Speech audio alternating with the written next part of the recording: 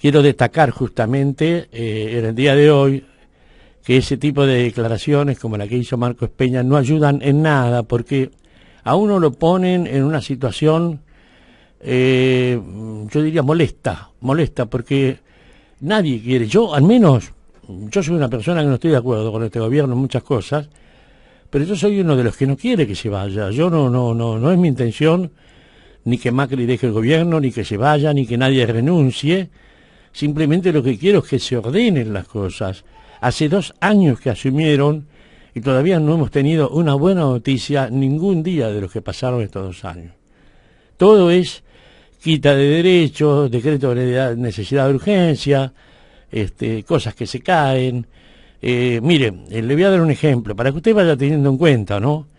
Hay que decir las cosas como son, no se puede de pronto tapar el sol con la mano, hay que decir, no puede ser que, por ejemplo, con lo que vamos a escuchar ahora, tiene que ver con la pérdida de un derecho que tenían algunos jóvenes. Fíjese usted, vamos a escuchar a Juan Cruz Lucero, que hace un informe del CEPA, porque viene un ajuste en las becas de Progresar. La beca de Progresar es la que le daba unos mangos a los pibes para que puedan estudiar un secundario acorde, decente, digno, donde se puedan sostener en sus estudios. Bueno, una cuestión, han realizado un informe sobre este ajuste que viene del gobierno en el Progresar. Alrededor de 360.000 estudiantes dejarán de recibir el beneficio. 360.000 estudiantes que no van a cobrar más el plan Progresar, según dice el Centro de Estudios de Economía Política Argentina. Juan Cruz Lucero es su vocero y lo pasamos a escuchar de inmediato para que usted vaya dándose cuenta de cómo está la situación, que no estamos bien y que el gobierno empiece a aceptar que de pronto la gente también tiene un derecho de poder reclamar, aunque sea de poder reclamar. Esto es así. Exactamente, nosotros un poco investigando y analizando unos números que presentó el gobierno a partir de una minuta, un dossier que publicó el Ministerio de Educación, bueno, efectivamente nos encontramos con esa situación. Me parece interesante también señalar que el plan Progresar tuvo algunas modificaciones previas a este ajuste, este ajustazo, este recorte realmente importante. Primero señalar que el poder adquisitivo del plan Progresar y ese beneficio estaba en un 52% por detrás de lo que valía en abril del 2015. Esto me parece importante porque ha ocurrido lo mismo con otro tipo de programas públicos que tal vez persisten en el tiempo, pero ya pierden su espíritu y pierden su potencialidad en términos de cuánto pueden influir en la economía de un hogar. Digo, un ejemplo podría ser precios cuidados, por ejemplo, cuando se quitan un montón de alimentos fundamentales. Por otro lado, en términos de acceso, el programa, el plan Progresar, dejó de ser universal y se empezó a ajustar al presupuesto que estaba estipulado. Y en ese sentido, también es importante señalar que su renovación deja de ser automática y pasa a requerirse un trámite adicional. O sea, Juan Cruz, déjame poner algo en claro. O sea que todas las personas que estaban que eran idóneos para acceder a este programa no lo van a poder hacer porque el cupo es finito, digamos, ¿no? No, exactamente, y de hecho el propio dossier del Ministerio de Educación plantea que hay que ajustar alrededor de 360.000 becas. En ese sentido, cuando uno toma los números del presupuesto y cuando se prevé cuál va a ser los montos destinados a este programa, bueno, lo que genera es que si uno toma determinados niveles de aumento, el propio gobierno estipuló un nivel de aumento, y cuando uno analiza los números, lo que termina ocurriendo es que hay alrededor de 380.000 becas que deberían ser recortadas por una cuestión presupuestaria, ya no por una cuestión de otro tipo, sino una cuestión presupuestaria. Y el propio gobierno estimó el recorte en 362.000 becas. En ese sentido, lo que nosotros planteamos un poco en el informe es una justificación por parte del gobierno en términos económicos, pero por supuesto que tiene un costo social enorme, y estamos hablando de un programa que afectaba positivamente a una población vulnerable de entre 18 y 24 años, y con varias características que eran muy interesantes, por ejemplo que era interministerial, es decir, los chicos para renovar la beca tenían que hacerse un chequeo médico todos los años. Digo, estas cuestiones se eliminan, el gobierno lo plantea solamente como una transferencia de ingresos, y pasa de tener 12 meses a 10 meses. Y acá se pone en discusión un poco el espíritu del programa, es que los chicos no trabajaran, y el objetivo era que estudiaran. Bueno, si hay 2 meses que no cobran esos chicos, y en ese sentido el impacto en términos de la plata es mucho menor, bueno, hay dificultades en esos 2 meses que no va a percibir ningún tipo de ingreso. Me parece que se mantiene la línea de gobierno en términos del ajuste, y lamentablemente el ajuste siempre lo terminan pagando lo mismo. En este caso son los chicos entre 18 y 24 años. Explicarle un poco a los oyentes cuál fue a su juicio el impacto que tuvo el plan durante el periodo en que fue aplicado con el gobierno kirchnerista. Mira, en términos del impacto yo no tengo los números de resultados, pero sí me parece que el gobierno a partir de este programa plantea 2 o 3 cuestiones importantes. La primera es una continuidad en términos de los beneficios de asignación universal por hijo, porque se aplicaba, como decía, a un universo de chicos que está entre los 18 y 24 años. En ese sentido se orientaba para que, en vez de ir hacia un empleo, pudieran y tuvieran la posibilidad de estudiar. En ese sentido, bueno, son innumerables los casos de chicos que por primera vez en su familia ingresaron a una universidad pública y pudieron terminar sus estudios. La verdad que, en términos de enfoque, beneficia mucho porque afecta socialmente en términos positivos. En términos económicos, por supuesto, que genera una mejora importante porque es mano de obra calificada, son chicos que pueden estudiar, que pueden aprender ciencias estratégicas, etcétera, y me parece que tenía un sentido muy importante en términos de la cuestión universal. Otra cuestión que me parece importante señalar en términos de lo que el gobierno actual está haciendo es se afecta un poco la orientación de equidad de género que he tenido, porque el gobierno actual y las modificaciones actuales van a atentar contra aquellas chicas entre 18 y 24 años que queden embarazadas, y en ese sentido es muy difícil que puedan cumplir la aprobación del 75% de las materias. En ese sentido, bueno, estamos otra vez afectando a un sector vulnerable dentro de los vulnerables, que son las mujeres entre 18 y 25 años de los sectores más postergados. Bueno, ahí lo teníamos a Juan Cruz, que un poco estaba tratando de explicar un poco esta situación de los chicos que pierden estas becas, ¿no? Realmente terrible lo que está pasando, pero bueno, es lo que nosotros tenemos que ir asumiendo día a día con esta realidad que nos toca vivir. No solamente eso, también tenemos declaraciones también de otras personas que tienen que ver con el tema de la educación. Este año viene un año muy pesado en materia educativa y bueno, son las cosas que debemos contarles, que debemos hacer para reflexionar juntos. Pero vuelvo a repetir, no es para que nadie se vaya, no es para que un gobierno termine, es para ver si podemos de alguna manera ponernos de acuerdo entre todos para salir adelante de situaciones complejas, como por ejemplo la que están viviendo los jubilados hoy en día. Hay un aumento que no fue tal, que se engañó a la gente, porque Mirta Tundis, diputada del Frente Renovador, especialista justamente en temas de beneficios de la tercera edad, nos cuenta por qué ese aumento no fue posible, por qué se le mintió a la gente descaradamente y hoy en vez de cobrar como deberían cobrar un poco más, cobran casi igual y en algunos casos cobran menos. ¿La quiere escuchar? Aquí la tenemos.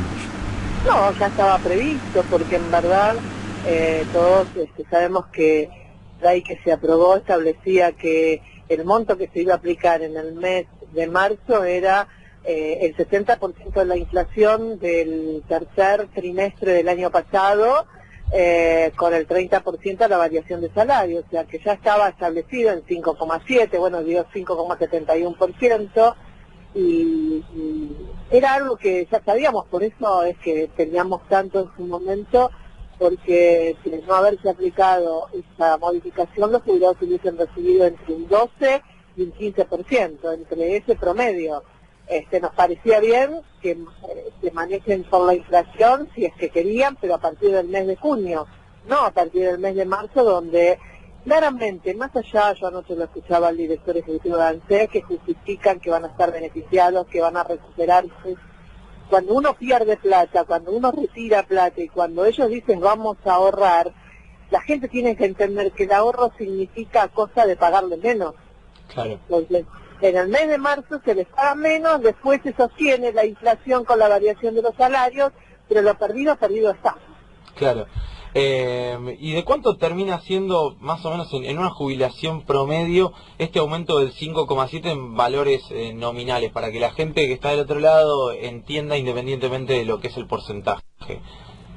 Que el haber mínimo recibe unos 400 pesos de aumento, son los que más hay en el universo de jubilados, o sea, más de 3 millones, casi 3 millones y medio de jubilados están cobrando el haber mínimo.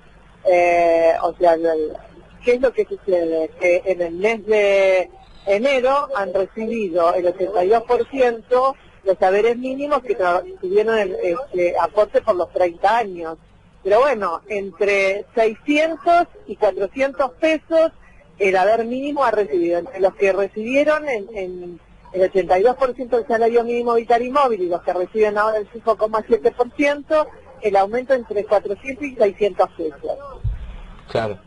Y Mirta, en este sentido, si no se hubiese aplicado, hubiesen recibido aproximadamente, entonces... 1.000 pesos más. 1.000 pesos más.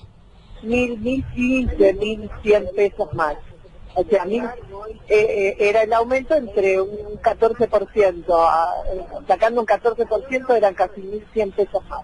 Además hay un cambio en lo que es la filosofía del sistema previsional y que de alguna manera me parece que explica muy bien la cosmovisión de Cambiemos en cuanto a lo que es la justicia social, que es esta lógica de jubilados de primera y de segunda, ¿no? Los que pudieron hacer aportes y los que ingresaron a través de la moratoria. ¿Cómo lo ves?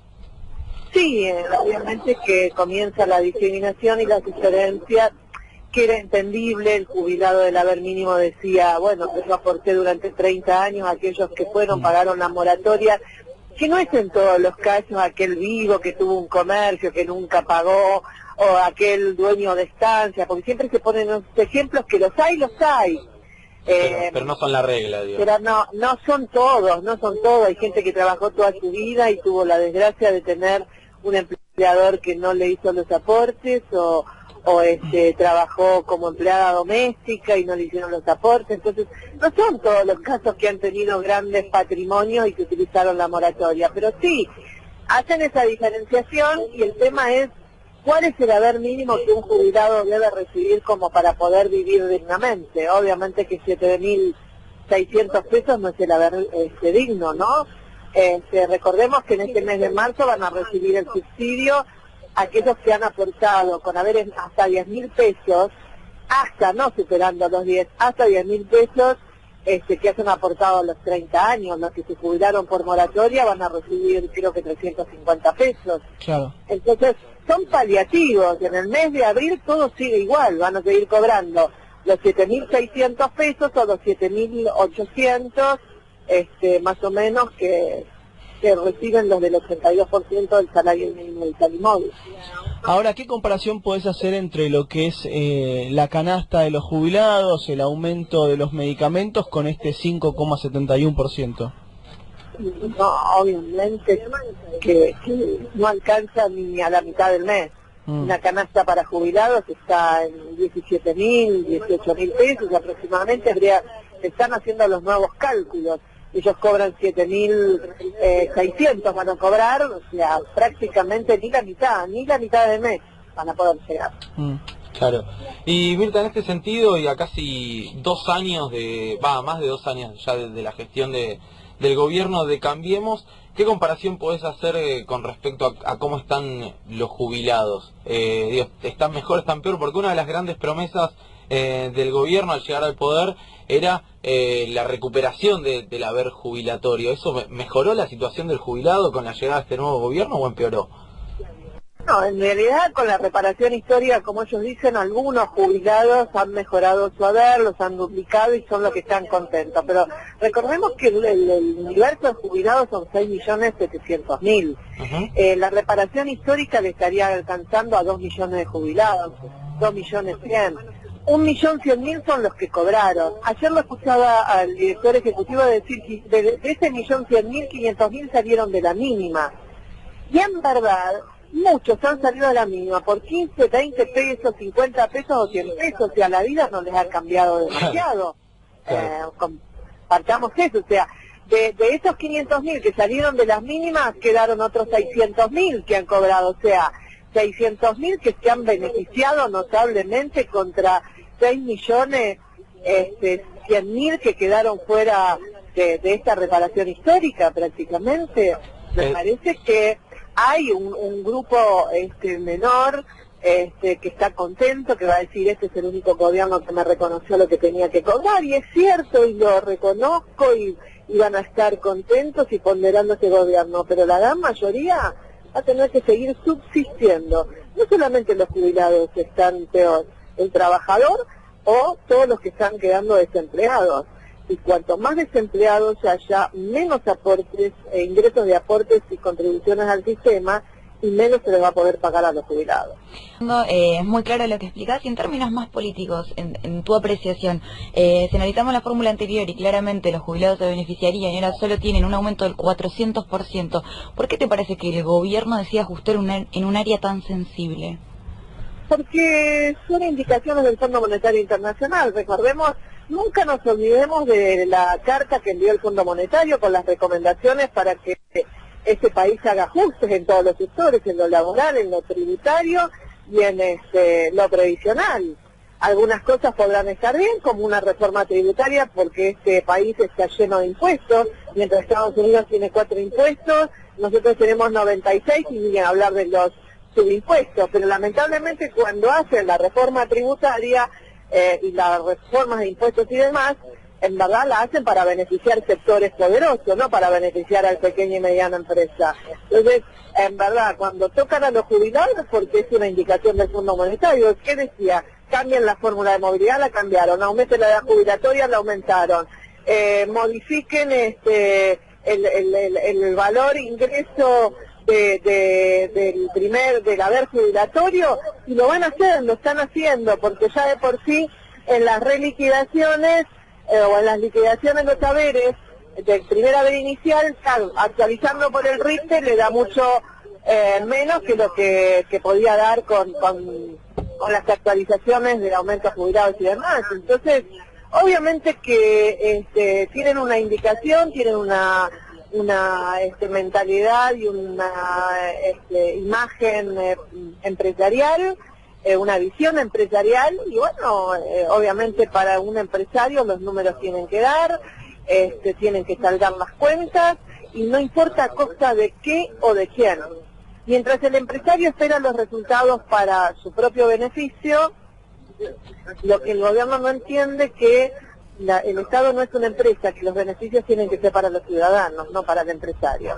Tundis, hay quienes dicen que esto es solamente un cambio en la fórmula de actualización de los haberes jubilatorios, que no es una reforma provisional, que la verdadera reforma provisional viene dentro de un tiempo y que puede llegar a venir con lo que es un nuevo sistema en donde haya jubilaciones privadas, que se vuelva un sistema mixto. ¿Cómo es eso? No, obviamente, este es un comienzo, porque la reforma integral va a venir después. Y en la reforma integral, cuando yo estoy diciendo que la intención del gobierno es pagar un haber, o sea, la intención del gobierno es que el Estado empiece a pagar un haber base. Sí. Y que para beneficiarte tengas que hacer el esfuerzo en forma independiente, en forma individual. Y la forma individual es aportar a un sistema privado. O sea, vuelven las jubilaciones privadas. Y todo apunta a eso. ¿Cómo hacen en Estados Unidos? Estados Unidos tiene una pensión básica, ¿no?, para todo el mundo, que el Estado le paga. Y cada uno aporta a una compañía de seguro, una entidad, a otros países, como en Australia también. Estamos hablando de países. Yo ayer estaba mirando un informe en Discovery sobre los indocumentado en Estados Unidos. Y todos decían lo mismo, en realidad su problema es no estar documentado, pero tienen oportunidades. Hablaban de Nueva Orleans, donde el huracán Katrina destrozó todo, y quienes levantaron ese lugar son los indocumentados y que le daban gracias. Hay oportunidad. A mí que me digan, ¿qué oportunidades tiene la gente acá en Argentina? No apliquemos metodologías de otros países cuando no es la esencia de nuestro país. Hay que ver cuál es la idiosincrasia de nuestro país. Claro, pero claramente nuestra idiosincrasia va contra los intereses de muchos funcionarios. Bueno, muchos de ellos incluso trabajaron en el sistema el viejo sistema de AFJP y se opusieron a la estatización de la población. Totalmente, es como que viene la revancha. Estuvimos del otro lado, ahora los vamos a volver a pasar. Así hagan el aporte individual y digan, no, pero esto lo va a manejar el Estado. Hay que ver, veamos qué es lo que está pasando con el Fondo de Garantía de Sustentabilidad, veamos Caputo con sus empresas offshore, veamos cómo se vendieron acciones que han beneficiado a Caputo a través del fondo. La verdad que vemos que han venido a hacer negocios propios, o sea, del gobierno anterior se habla de la corrupción, y este gobierno no se habla de los negociados y cómo se están beneficiando a través del Estado y cómo están privatizando todas las áreas para tomarla ellos. A mí me parece bien que haya una reducción en el Estado, si hay ñoquis, si hay personas que están sobredimensionadas y no cumplen con sus tareas, pero me parece que están haciendo desaparecer muchas entidades, muchos organismos, muchas instituciones precisamente para privatizarlas y ser parte de ellos de esa privatización.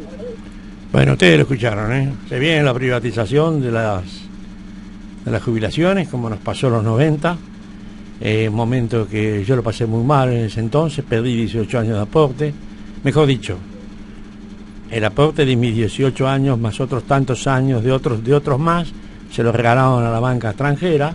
Con eso se hicieron su propio capital. En la Argentina pasan cosas realmente impensadas.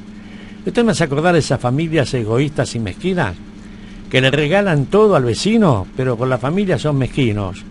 Y a veces le quitan beneficio a la propia familia, pero a los de afuera le dan todo, no tienen ningún problema.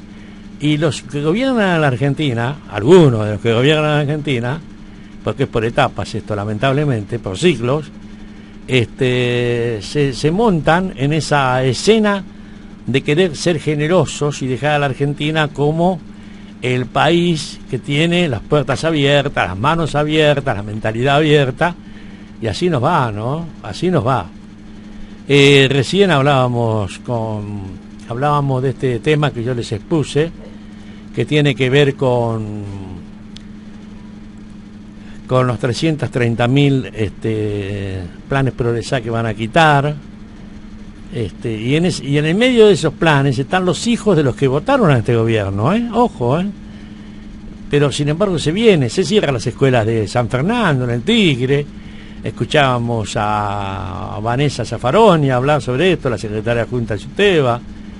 Están por hacer marchas allá, hoy fueron al Consejo Escolar de Tigre, en San Fernando, mejor dicho, para ver qué pueden hacer, con el hecho de nuclear, de centralizar, de mejorar la calidad educativa. Mandan todas esas escuelas que están desparramadas en el Tigre, porque no hay otra forma de hacerlo, la mandan a una central.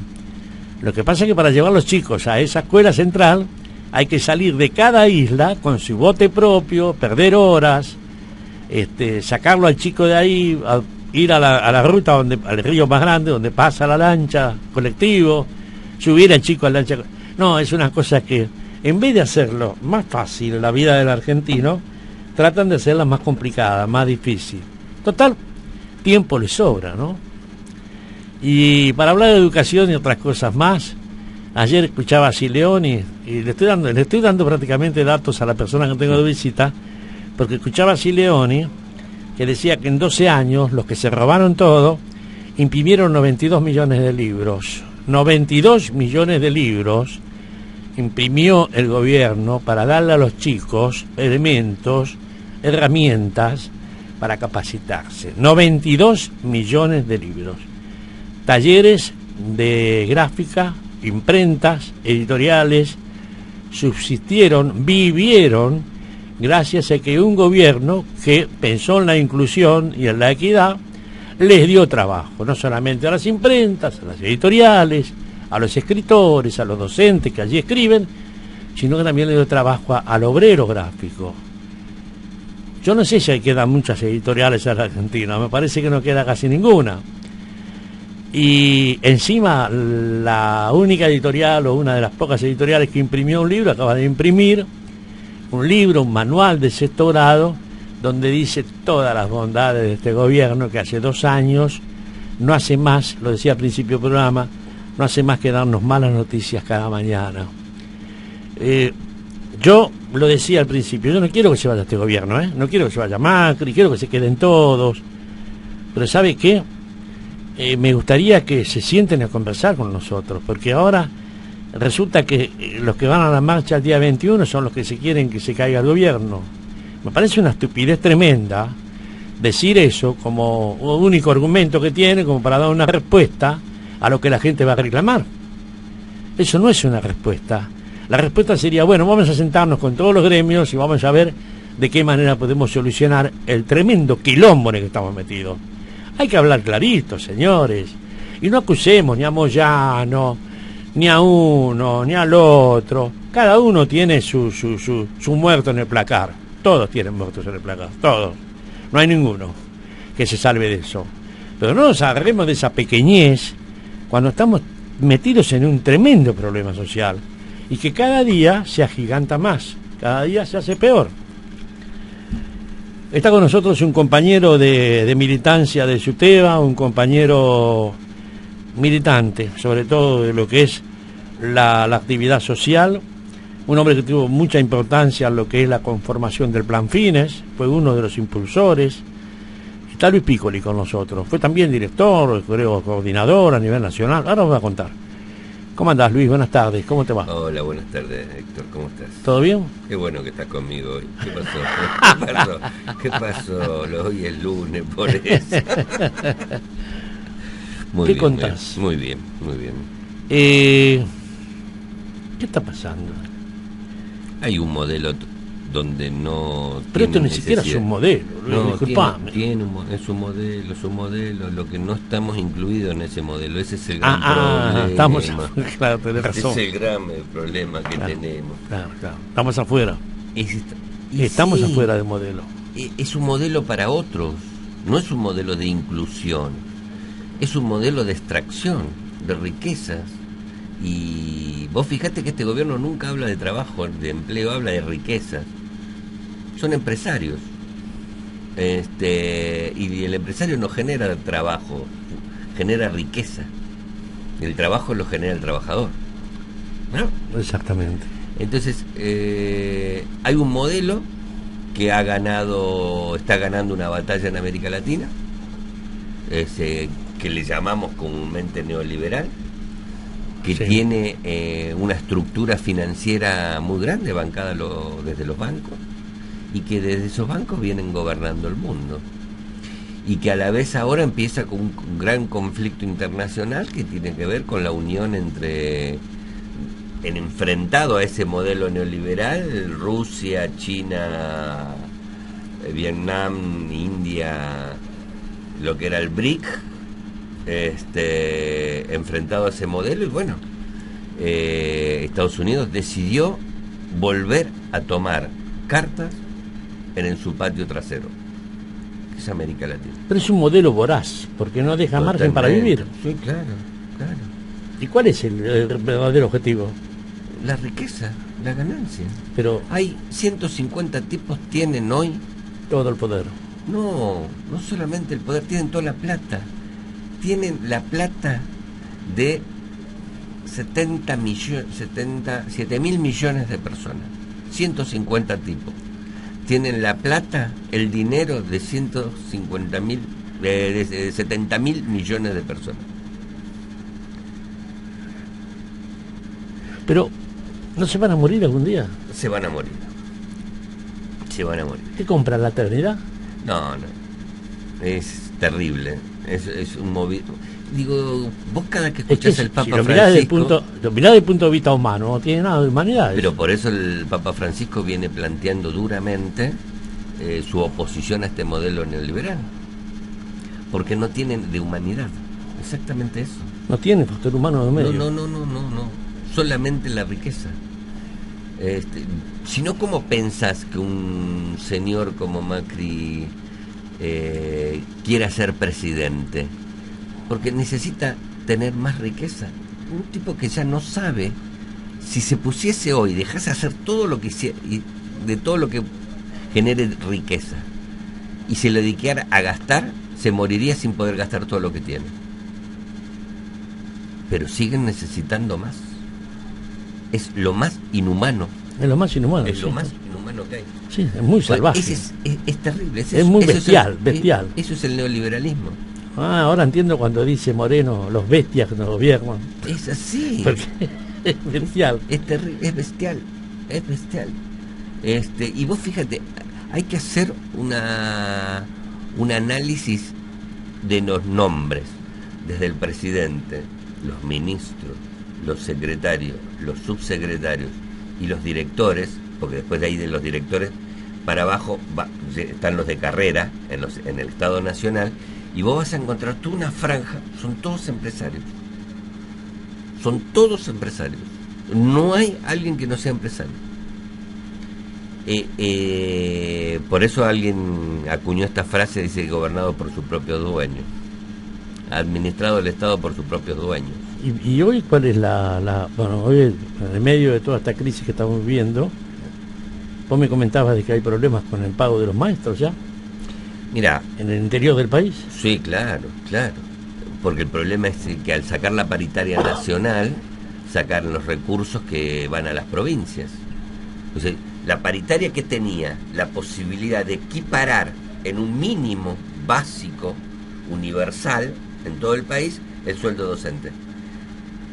Cuando las provincias decían, a mí no me da el presupuesto, la nación decía, bueno, yo te acompaño con plata para que te dé a este básico. Entonces, en el país había un básico unificado. Sí, dice Silioni que es totalmente ilegal lo que han hecho. Claro. A ver si lo tengo por acá. Dice que es ilegal lo que han hecho. Es totalmente, está fuera de la ley eso de sacar las paritarias. Sí. Pero nadie le dice nada. Sí, vos le podés decir todo lo que quieras. Pero además, ¿en cuántos medios, cuántos se van a enterar de lo que vos decís? Y le podés decir, Cetera hizo marcha, hizo cosas, los gremios, ¿no? Todos los dirigentes docentes han dicho cosas. Yo pertenezco a CADE, la campaña argentina por el derecho a la educación. Y bueno, están denunciando hace rato, pero bueno, estamos denunciando a través de CADE. Y la verdad que... no hay respuesta de ningún tipo. No hay respuesta. Ellos decidieron un modelo de país. Por eso digo, es un modelo de país. Y es un modelo de sociedad que ellos tienen, que es totalmente distinto al nuestro. Pero están conduciendo algo que es inconducente, si te pones a pensar. Porque ¿hacia dónde vas? Te vas a pegar contra la pared. ¿Quién? ¿Vos? Ellos no. Porque eso no es un problema que sea Macri 8 años. Puede ser Macri, puede ser Vidal. El problema es el modelo de acumulación y de extracción de riqueza. Lo que se llama el capitalismo extractivo. Hoy, mira vos, para que tengas una idea, Colombia. Hoy se está produciendo una de las cosas más importantes de América Latina, que es este acuerdo de paz. Sí. Donde la FARC deja la lucha armada. Exacto. Y empieza a hacer... el pueblo, un sector del pueblo impulsa, indudablemente, donde está el conflicto, la paz. Un sector de los empresarios impulsan la paz. Y vos decís, qué bueno, estamos de acuerdo. Entonces, pero tenemos distintos intereses. El pueblo quiere la paz porque no quiere más vivir entre enfrentamientos entre el ejército y los dos ejércitos.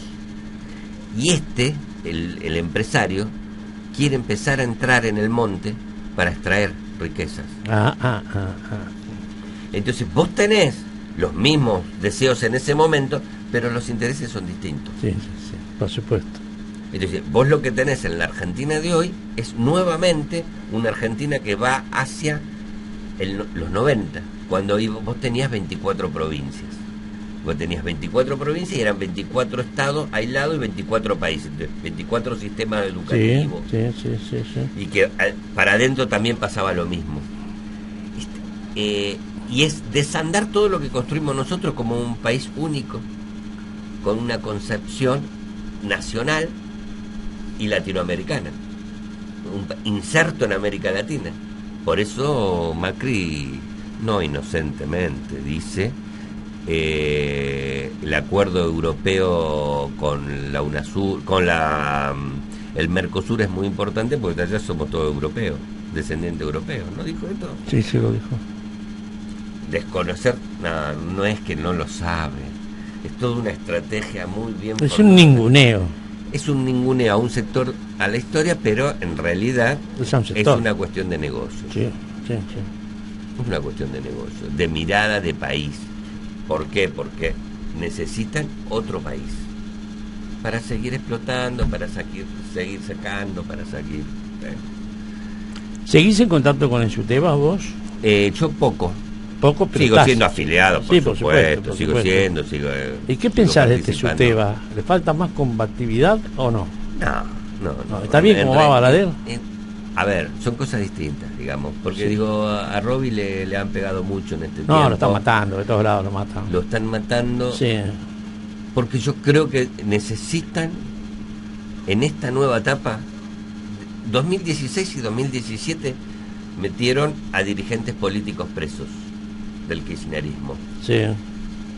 Y ahora vienen los sindicatos. Ahora vienen los sindicatos. Vienen los sindicalistas para ir por los sindicatos. Para poder tener ese modelo de acumulación de riqueza necesitan los trabajadores sin organización. ¿Cómo desvirtúas vos eso? Y en lo posible también en cana. Por supuesto, acusando a todos los dirigentes de corruptos. Claro. Ahora, la verdad que a Robi, a Baradel, lo acusan de lo de IOMA, cuando en realidad él nunca fue parte de IOMA.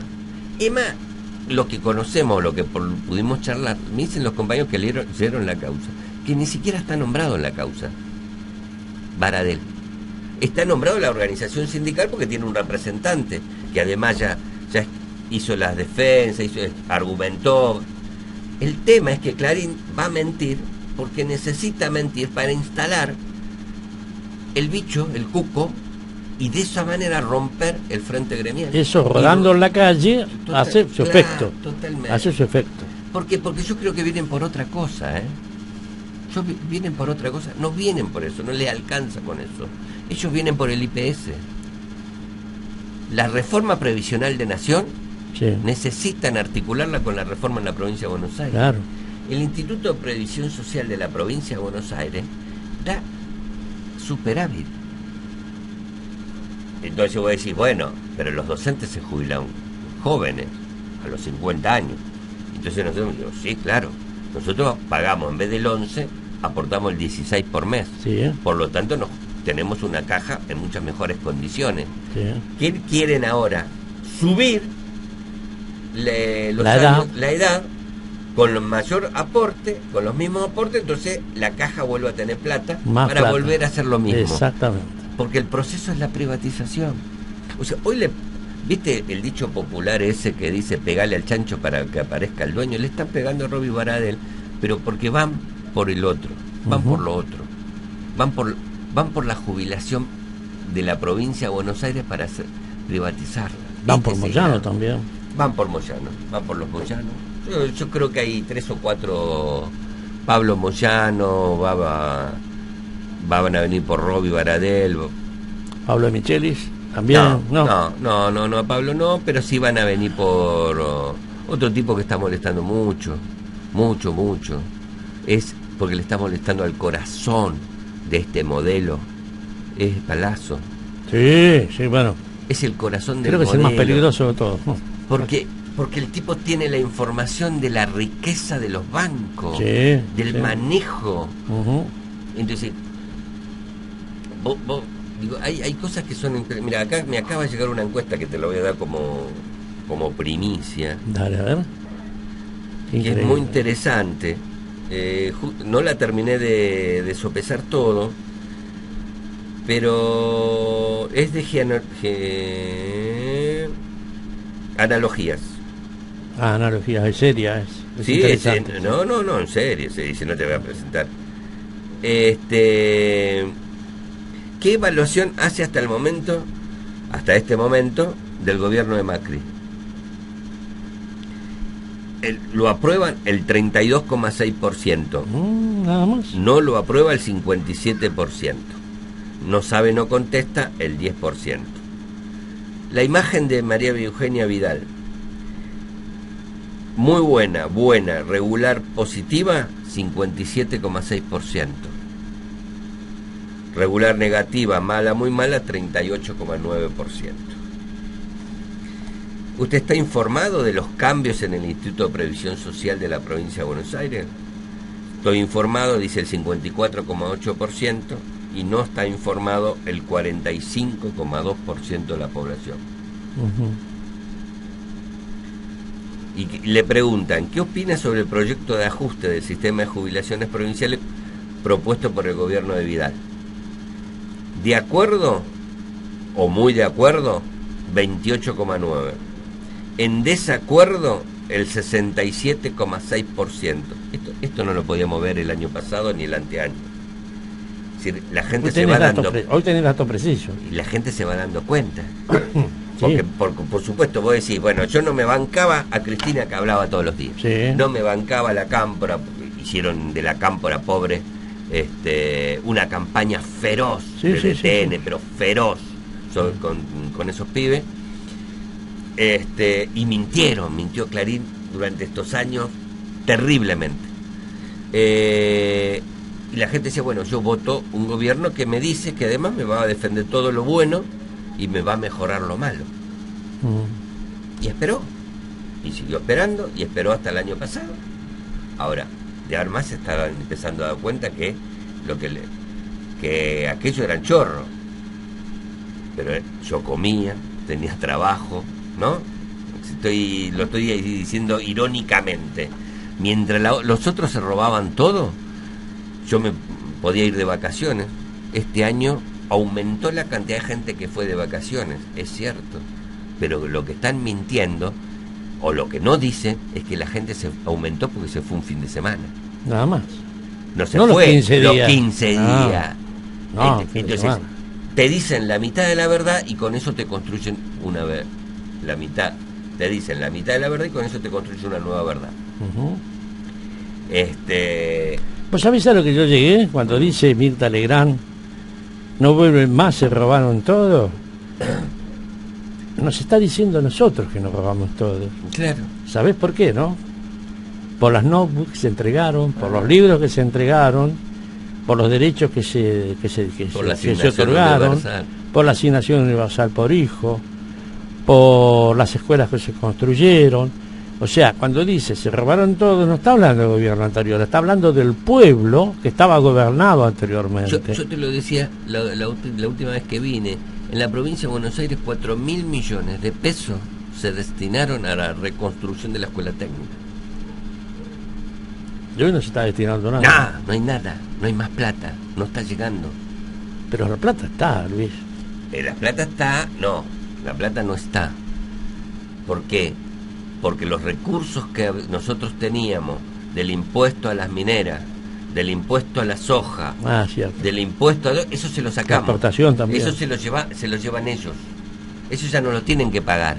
No solamente no tienen que pagar, sino cuando venden, no necesitan declarar los dólares que ingresaron. Lo pueden declarar cuando quieran. Qué bueno. Sí, es terrible. Entonces, lo que nosotros hacíamos era ponerle al empresario, darle la posibilidad que gane, pero vos tenés que cumplir con la normativa, y que es que los trabajadores también ganen. Mira, hay una cosa muy interesante para ver, que es, vos tenías, la empresa ganaba plata, porque producía y vendía. De ese total de la ganancia, el empresario se llevaba el 60% y el 40% se lo dividía entre los trabajadores. ¿Sí? Entre sueldos, aportes y demás. Claro, sí. La ganancia. El costo del... la ganancia. La ganancia de la empresa, el 60% para el patrón y el 40% para los trabajadores. Mirá qué injusto.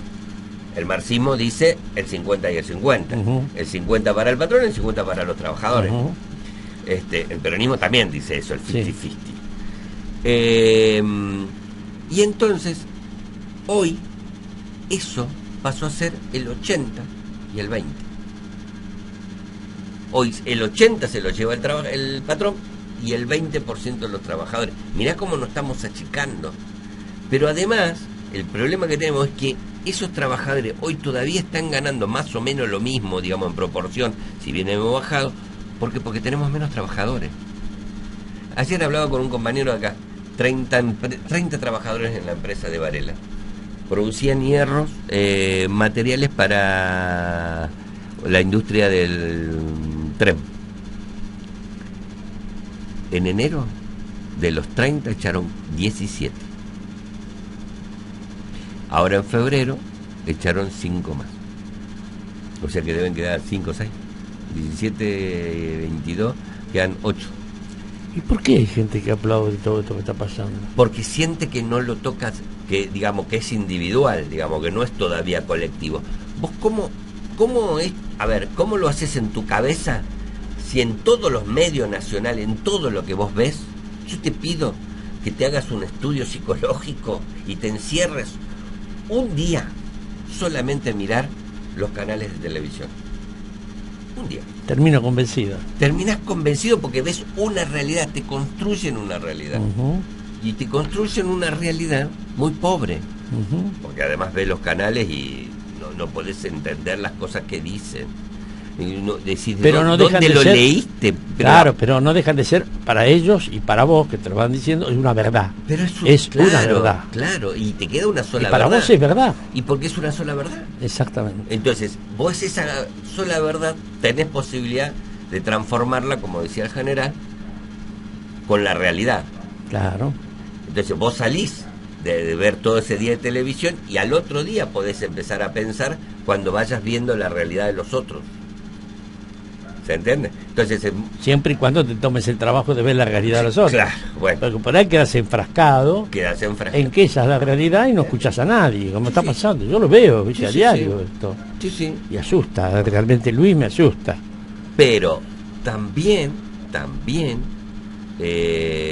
cada día más hay gente que empieza a organizarse y a pedir ser parte de una organización en defensa de sus propios derechos. Lo cual no es menor.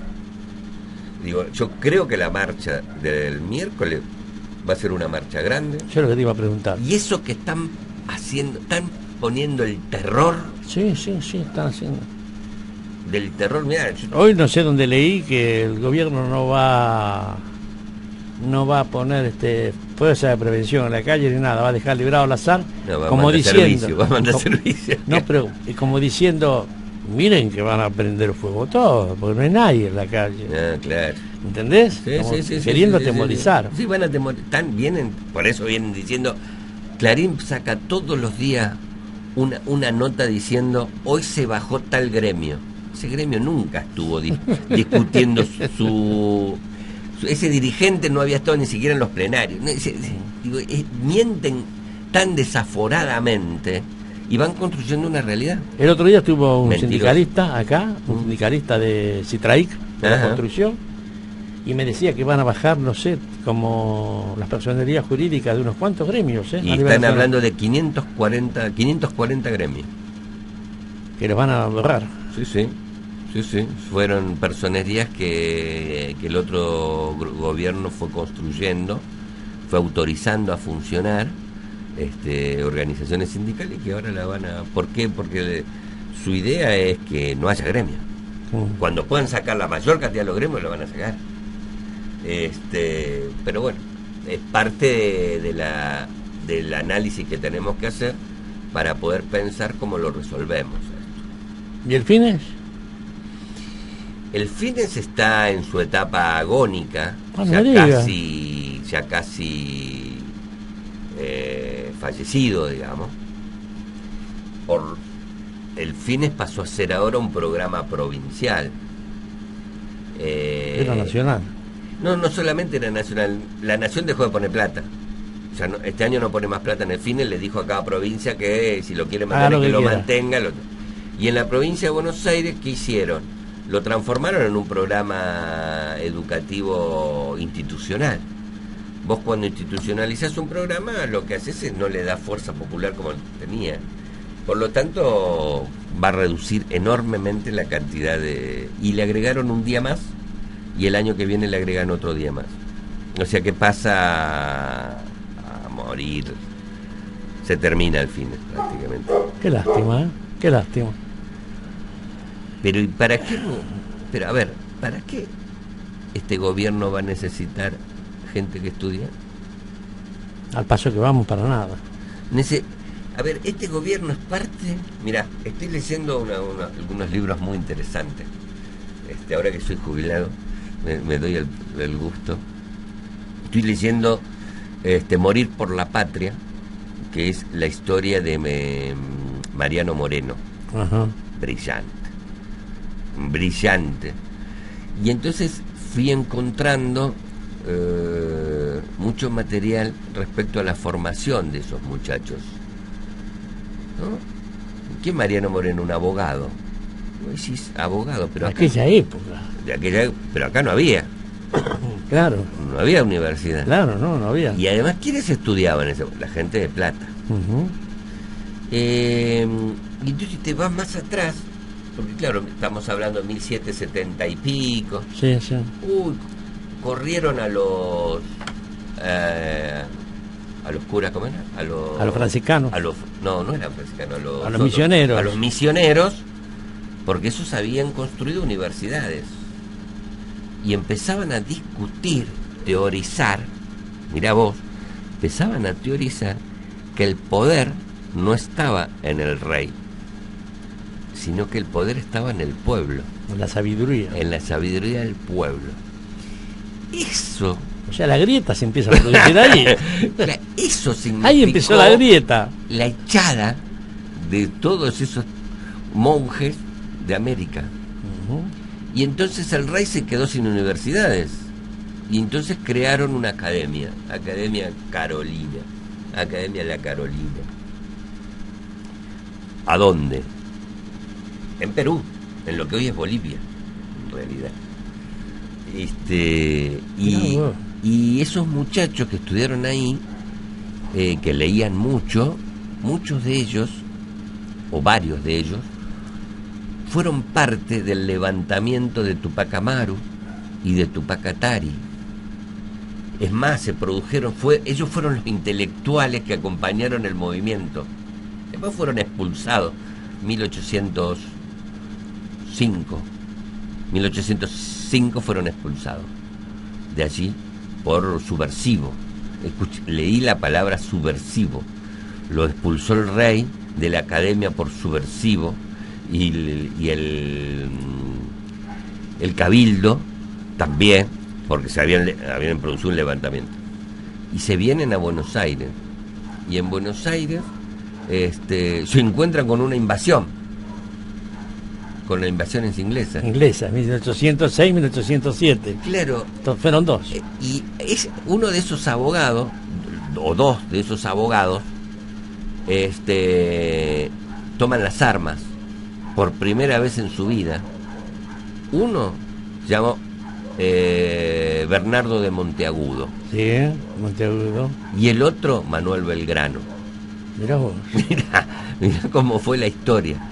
Esa grieta después ellos acordaron con un sector, porque todos acordaban que los ingleses no tenían que estar. Muchos acordaban porque ya venían pensando en esto de la independencia o de la liberación. No estaban dadas las condiciones todavía, se producen un tiempo después. Y otros porque los ingleses lo que le estaban coartando los negocios. Qué bárbaro. Después de eso, que se da una guerra civil en la Argentina, después de la independencia, que dura 70 años, gana un sector, que es el que ganan los empresarios del puerto. Y desde ahí venimos en esta disputa de los sectores de poder con el pueblo organizado que va, avanza un poco y retrocede y avanza. Esto está pasando en América Latina. Tuvimos 5 guerras civiles en el siglo XVIII, XIX. En el siglo XIX tuvimos 5 guerras civiles fuertes, más las montoneras distribuidas por todo el país. Todo eso fue guerra civil. Y bien hablar de la grieta. No, por eso. Nosotros nacimos divididos ya. Hemos nacido divididos. No, el tema, en todos los países pasa lo mismo. Sí, ¿no? Sí, en todos los países pasa lo mismo. Pero sobre todo en América Latina. Y sí, ¿por qué? Porque hay interés, porque nosotros somos colonia, vinimos de la colonia. Y entonces nos dividimos en base a cómo fue el poder de cada imperio. En algún momento el imperio español fue el que más poder tuvo, luego fueron los ingleses, y los ingleses estaban en África y después empezaron a pasar para acá y empezaron a disputar el territorio, y en un momento se juntan los españoles y los ingleses en contra de los franceses. Pero en un momento los franceses se juntan con los ingleses y nos atacan a nosotros para quedarse con nuestra tierra. Así es. Entonces, así es. Pero siempre fue porque siempre el tener poder o el ser presidente de una Argentina, de un país, es administrar los conflictos. Siempre hay conflictos. En algunos momentos ganó un sector y en otro momento otro. Hay relaciones de fuerza. A mí me parece que nosotros empezamos a construir una relación de fuerza distinta. Si nosotros sumásemos hoy los votos de Randazzo, de Massa y de Cristina, estamos en el 54% de los votos, que es el pueblo, no sé si llamarle peronista, es el pueblo que no acuerda con el modelo exactamente, de Macri. Exactamente. Macri se queda con un 40% a nivel nacional. Ahora, es otro modelo. Es un modelo que vive del apriete. Hoy viven apretando a los gobernadores. Es muy complicado gobernar una provincia cuando no tenés plata. Y los viven apretando. A los distritos también. Y bueno, y los gobernadores a su distrito también. Ahora, los dos únicos estados con más plata que pueden bancar mejor sueldo y mejores condiciones. San Luis es uno. No, Capital y Buenos Aires. San Luis por modus propio, digamos, histórico, por su es gobierno. Un país aparte. Es un país aparte, digamos. Sí. Ahora, el resto de los gobernadores les va a costar mucho. Sí, muchísimo. Sí. Hay gobernadores que no pueden pagar los aumentos. Hay gobernadores, y yo te digo, Santa Cruz está terminando de pagar los sueldos ahora. Calculan que van a terminar de pagar la semana que viene el sueldo de enero. ¿De enero? Qué bárbaro. ¿No? Sí, estamos terminando febrero. Sí, en fin de febrero terminamos de pagar enero. Encima hay políticos presos, entre ellos hay alguien que vos conocés muy bien, que siempre me hablaste de que era un tipo muy honesto, muy correcto, que es Zanini, que hay una injuria jurídica ahí en esta cárcel, en esta detención, en esta retención, diría yo. Sí. Porque incluso el abogado dice que no hay, técnicamente no hay nada para tenerlo ahí en el preso. Claro, es terrible. Lo de Carlos Zanini es terrible porque tiene, primero fue detenido como traición a la patria. Sí. Pero además, ni Nisman lo puso en la causa. Ahora, la verdad es que lo de Carlos es un perejil, ¿no? Es entendible. Se le puede decir sin ser peyorativo con él, pero es un perejil en la causa. En la causa, sí. Carlos, él firmó nada más como secretario general de la presidencia, firmó un memorándum que pasó por ahí, pero firmó por una cuestión de despacho. Sí, ¿o no? Claro, es el pase como del vos podés expediente. firmar, Es el pase del expediente. Claro, que vos firmás sin leer, porque vos lo firmás, porque pasa. No, pero igual, en realidad, lo que está claro... Mira, hay que leer Argenlik para entender por qué Carlos Zanini está preso. Lo vamos a leer. Hay que leer el último capítulo, el donde cuenta el embajador norteamericano, le eleva el informe a sus jefes en Norteamérica y le dice: este señor Carlos Zanini, que ahora, después de la muerte de Néstor Kirchner, pasó a ser el segundo hombre de más poder en el Estado, fundamentalmente porque Cristina le consulta mucho. No me digas. Y empieza a detallar cosas, y dice por ahí, uno de los que pensó la estatización de YPF, uno de los que trabajó la estatización de aerolíneas. Esa es la realidad. Luis, te agradezco que hayas venido. Después te voy a contar, estoy pidiendo... Te espero pronto. Pedí autorización para que visitarlo, Carlos. Calculo que me están dando entre la semana que viene y la otra la autorización. Libertad no le van a dar entonces. Por ahora no, porque ahora tiene que darlo la Corte Suprema de Justicia de la Nación y se va a ir a la Corte Interamericana. Casación confirmó la... Sí, bueno, pero son los mismos fiscales que estuvieron tapando lo de AMIA. Es lo mismo. Perdón. Gracias, Luis, por haber venido. No, por favor, gracias a vos. Enseguida realizamos a la tanda, entonces.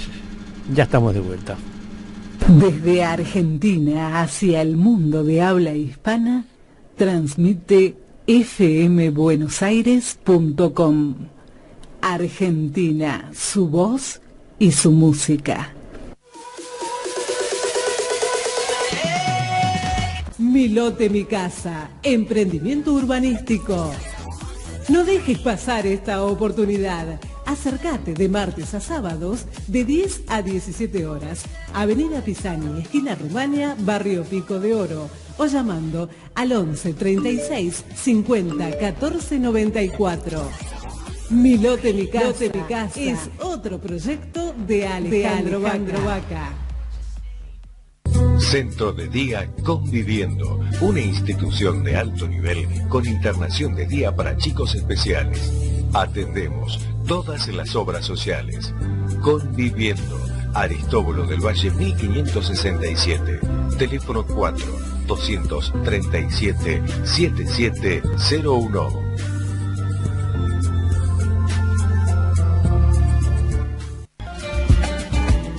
Hispano-Argentina, Sociedad Anónima, desde 1909, ofreciendo al mundo cueros de calidad. La Hispano-Argentina, curtiembre y charolería, elaboración, producción, manufactura y curtido de cueros de exportación. Avenida Juan Bautista Alberdi, 5045, Ciudad Autónoma de Buenos Aires.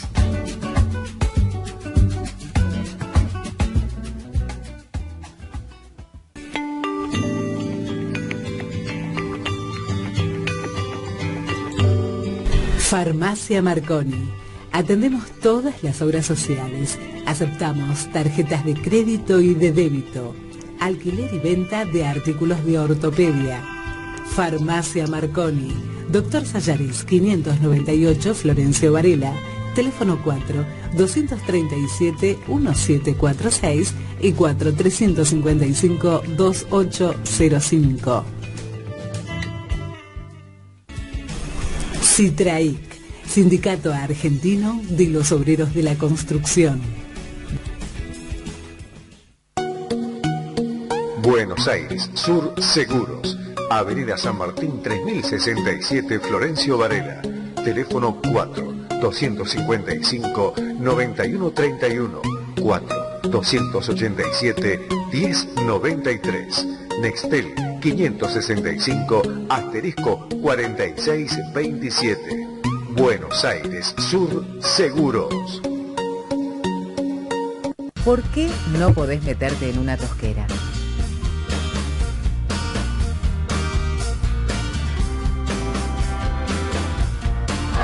Una tosquera es un pozo que se forma cuando se saca tosca para la construcción de caminos y edificios.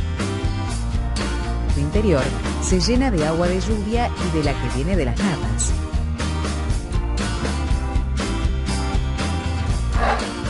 Está prohibido meterse en estos lugares. Conozcamos juntos el porqué. ¿Qué pasa en su interior? Se hacen remolinos que pueden atraparte y no dejarte salir. ¿Cómo es su fondo? Puede haber elementos cortantes como chapas y vidrios. ¿Cómo es su piso? Es arcilloso y te tira hacia abajo. ¿Cómo son sus orillas? Suelen ser verticales y derrumbarse. Ante una emergencia, podés llamar a la policía, defensa civil o a los bomberos. Municipalidad de Florencio Varela, cerca tuyo. En un planeta que tiende al agotamiento de sus recursos, el capital internacional aumenta sus ganancias convirtiendo en mercancías no solo los productos, sino la vida misma de hombres y mujeres. El cuidado de las personas, el entretenimiento, la producción cultural, la seguridad, incluso los saberes ancestrales, las relaciones y los afectos son transformados en objetos de compraventa. En la actual sociedad de la información, el conocimiento y su transmisión pasan a ser un fenomenal negocio. Por poner un ejemplo, solamente en Estados Unidos la educación mueve $2 billones. ¿Cómo es posible que los derechos conquistados en países como el nuestro, con una larga tradición de defensa de la educación pública, se vuelve necesario fomentar el desprestigio de la escuela, la demonización de los docentes y la estigmatización de las organizaciones sindicales para avanzar en la mercantilización de la educación? Los discursos globales que circulan por los medios y las redes amplifican los diagnósticos que surgen de organismos financieros internacionales y las ONGs que estos financian. Al mismo tiempo, los gobiernos dóciles a sus recomendaciones reducen los presupuestos y deterioran la educación. Desde hace algunas décadas instalaron un caballo de Troya, las evaluaciones estandarizadas, y entonces escuchamos hablar de las pruebas PISA, del operativo Aprender, del Enseñar 2017. Escuelas, alumnos y docentes son sometidos a mediciones de resultados según estándares definidos por empresas multinacionales que hacen de la evaluación un fenomenal negocio. Las pruebas se usan para medir la calidad educativa, dando obviamente una definición de calidad y unos criterios para su evaluación que ni la comunidad educativa ni la sociedad en general han tenido oportunidad de discutir. Claro, porque la cuestión es que estos resultados sirven para confirmar la crisis ya anunciada y así abren la puerta a reformas que tienen como único objetivo introducir la lógica empresarial en las escuelas. Entonces, con la excusa de la supuesta modernización tecnológica, la formación de las nuevas generaciones se entrega a las empresas de informática y a los bancos, que hacen su negocio endeudando a las familias, como sucede hace años en Chile. El Plan Maestro, la secundaria del futuro, copias de las propuestas del Banco Mundial y la OCDE, se anuncian como la nueva campaña del desierto y se presenta como la inevitable modernización, lo que no es sino un claro retroceso en más de un siglo de nuestra historia. No es casual que esta reforma se destine a la educación pública mientras se la desfinancia. La educación pública en nuestro país tuvo históricamente un rol igualador, democratizador. La escuela formará alumnos incapaces de imaginar un mundo diferente, desprovistos de creatividad frente a una realidad que les exige cada vez más y sin verdaderas posibilidades de elegir su futuro. Mientras los estudiantes piden ser escuchados y los trabajadores docentes intentan hacer oír su voz, una trama silenciosa ya ha desembarcado en las escuelas de la mano de fundaciones y empresas contratadas con fondos públicos y se encargan de la capacitación de docentes, tutores y estudiantes. Como la Fundación Cimientos, presidida por Miguel Blaquier, apadrinada por bancos extranjeros y multinacionales como Exxon y Coca-Cola, o como la Asociación Conciencia, sponsoreada por Pampa Energía, principal beneficiaria del tarifazo en la luz, y la Embajada de Estados Unidos o Educar 2050, organización en la que participan el Banco Santander, Clarín y La Nación. Que el ex ministro de Educación Esteban Bullrich se presente como gerente de recursos humanos o que el presidente Mauricio Macri hable de caer en la escuela pública son más que anécdotas. Desprestigiar la escuela es un flor de negocio. Son fundamentalmente expresiones de un proyecto político destinado a transformar nuestra sociedad, atacando las raíces mismas de la idea de igualdad y de pertenencia a una patria que abrigue a todos.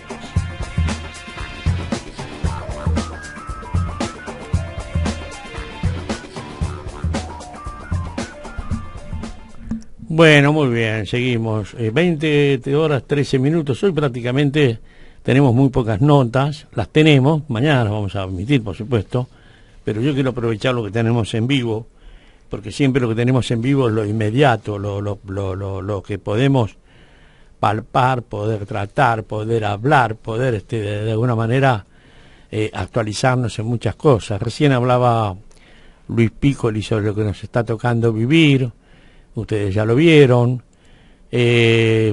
y ahora tenemos la visita de la doctora María Estela Bordón. ¿Qué tal, doctora Bordón? Buenas tardes. Muy buenas tardes, Héctor, y buenas tardes a la audiencia que nos está viendo y nos está sintonizando, nos está escuchando.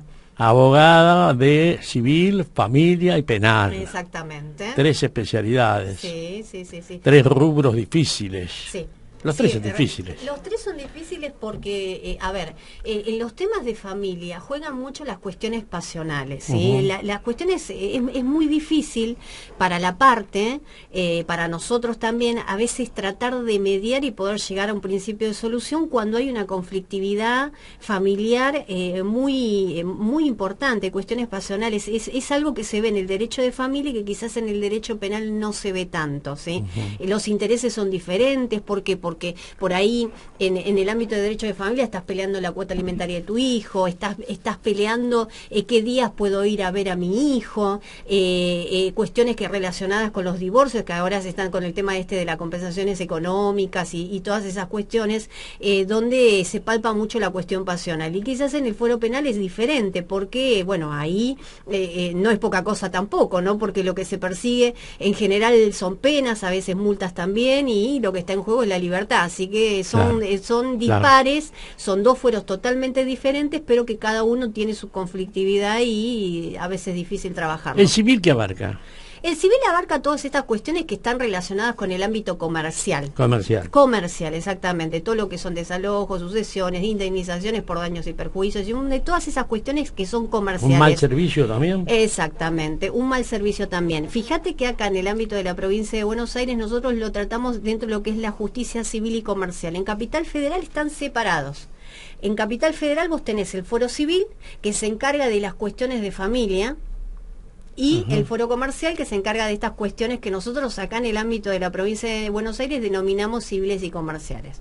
Pero bueno, exactamente, hay una pequeña diferencia. Hay una diferencia, son similares pero no son iguales. Exactamente, la terminología y las materias que se tratan, ¿no es cierto?, dentro de los fueros. ¿Y en el penal? También, bueno, el penal el penal se investigan las comisiones de delitos penales, todo lo que delitos establecidos dentro de lo que es el Código Penal. Lo que se persigue en general es una sanción que en la mayoría es prisión, reclusión y en muchos casos multas también, ahora vamos a estar hablando de un temita que tiene que ver con eso, la aplicación de multa, que antes tenía penas de prisión y que después hubo una modificación y se sacó la pena de prisión y se le aplicó una multa. Te voy a hacer una pregunta aislada del tema de hoy, no tiene nada que ver, o sí, con respecto a lo penal. Estoy consultando a abogados conocidos, amigos, sobre el tema Chocobar. Sí. ¿Es un asesinato? Es un homicidio. Es un homicidio. Es un homicidio. El tema, como nosotros lo hablábamos, ¿te acordás? En el programa pasado, bueno, hay que ver si en realidad se está viendo si hay una justificación de que de alguna manera haga que no sea un homicidio, digamos, simple, sino que sea... No, preterintencional es otra cosa. ¿Ah, sí? Que sea, digamos, la participación de una persona en defensa de un tercero, que eso, digamos, se exime y lo que hace es, digamos, bajar un poquito el tema de la pena. Pero un homicidio hay una persona muerta, entonces si hay una persona muerta, hay un homicidio. Entonces ahí lo que hay que averiguar son las circunstancias y dentro de qué homicidio, digamos, cabe la responsabilidad o el accionar de esta persona. Bueno, hay que ver qué pasa con la justicia. Hay que ver qué pasa porque todo es materia de investigación. Bueno, ¿qué tema tenemos hoy? Está interesante hoy, ¿eh? bueno, dijimos, bueno, a ver qué vamos a hablar, ¿no es cierto? Porque, a ver, en el día de ayer salió un fallo bastante importante que va a sentar jurisprudencia, que tiene que ver con la condena de una tuitera por calumnias e injurias. Muy bien, ¿Sí? Por fin empezamos a ver algo de justicia ahí. Exactamente, yo ¿por qué lo traje? Porque me parece que es interesante analizar el fallo. Hoy se Sobre insulta todo, mucho, se a eso descalifica mucho, a eso voy. se acusa mucho a Exactamente. gente que no tiene nada que ver con las cosas que se dicen. A ver, el tema de las redes sociales, lo que nos hizo fue acercarnos muchísimo a todo lo que es el ámbito de la comunicación, tratar de, digamos, que uno puede exponer con más libertad las expresiones y, bueno, de alguna manera facilita, y hay que ver el tema de lo que es, cómo se utiliza. ¿Por qué? Porque nosotros lo podemos utilizar bien a esto, pero también se puede utilizar mal. Y lamentablemente con el tema de las cuestiones políticas, ¿sí? Las cuestiones políticas, esto hace que la gente se torne mucho más agresiva, que es también esta liviandad de no me gustó algo, entonces vos sos un ladrón, vos me robaste, vos tal cosa. Entonces lo que hace de alguna manera este fallo es hacer, digamos, saberle a la gente que uno puede actuar como quiera, puede decir lo que quiera, pero que cada acto tiene su consecuencia. En este caso fue lo que pasó. ¿Por qué? Porque tenemos el caso de una mujer que acusaba a una persona de la comisión de un delito penal. Eso era falso, ¿sí? Eso era falso, se comprobó de que era falso. La parte, digamos, damnificada lo que hizo fue pedir una indemnización. ¿De qué lo acusaba? ¿Se puede saber de lo acusaba? Mira, sí. A ver, déjame que... Sí, buscando más tranquila. Exactamente. Bueno, acá lo que dice en términos generales es que se lo acusaba de la comisión de un delito penal. No sabemos de qué delito, pero sí de la comisión de un delito penal. Mirá vos qué delicados que son, que ni siquiera el texto reprodujeron. Bueno, pero está bien, exactamente, hay que tener mucho cuidado. ¿Por qué? Porque si no, lo que estoy haciendo es reproducir que una persona estaba acusada de determinado delito.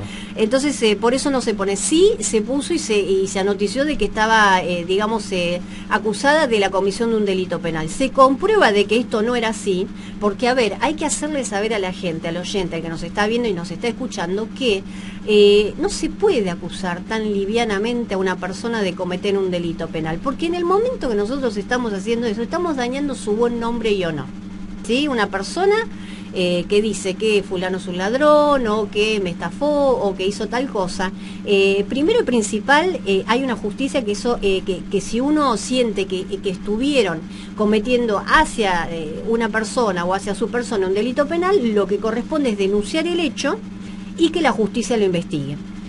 El tema es que volvemos otra vez al tema de las redes sociales. Se parece que antes de denunciar y de ir a la comisaría, estamos sentados frente a la computadora diciendo fulano me estafó, fulano esto, fulano... Es más fácil, más cómodo, incluso a veces se hacen estas cosas, se ponen por redes sociales esto y no se denuncia.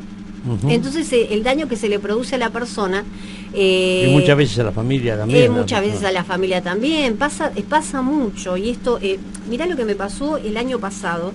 Fui a comprar a una panadería del Pato, y en la panadería me encuentro con un cartelito de una persona, de una foto de una persona que decía que cuidado con esta persona porque es un violador.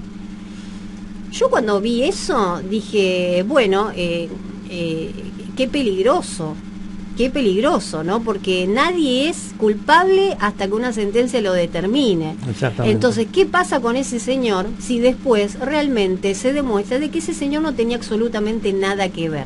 ¿Sí? Y esta panadería exponía, digamos, ese cartelito, estaban los cartelitos, digamos, por los palos de luz y por todos lados, donde se le decía que esta persona era responsable de un delito que encima es gravísimo, porque es un delito contra el honor. Estamos hablando de abuso sexual, ¿sí? Un delito contra la integridad sexual, que después se demuestra que el señor no fue y su honor queda pero completamente manchado. Entonces hay que tener mucho cuidado con esas cosas.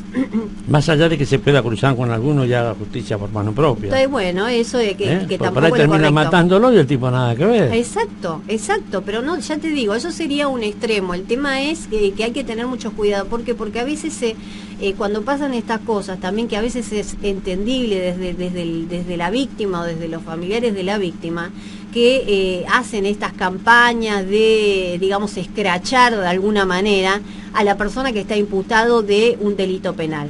El tema es que, volvemos a repetir, acá la gente puede decir y hacer lo que quiera. Acá no le vamos a decir qué es lo que tiene que hacer, pero sí hacerle saber cuáles son las consecuencias. Hay límites para todo, hay límites. Hay límites para todo. Entonces es importante que se sepa que cada acción tiene su consecuencia. Yo creo que uno puede llegar a contar, ya que uno se muestra mucho lo personal en Facebook, uno puede contar, sí, mirá, yo estuve relacionado con una persona, un amigo, resulta que me termino estafando, le vendí mi casa, no me la pagó nunca, ahora estoy atrás de él con los abogados, pero nunca voy a dar el nombre. Bueno, ahí está el tema. ¿Por qué? Porque uno puede hacer, digamos, publicar por redes sociales.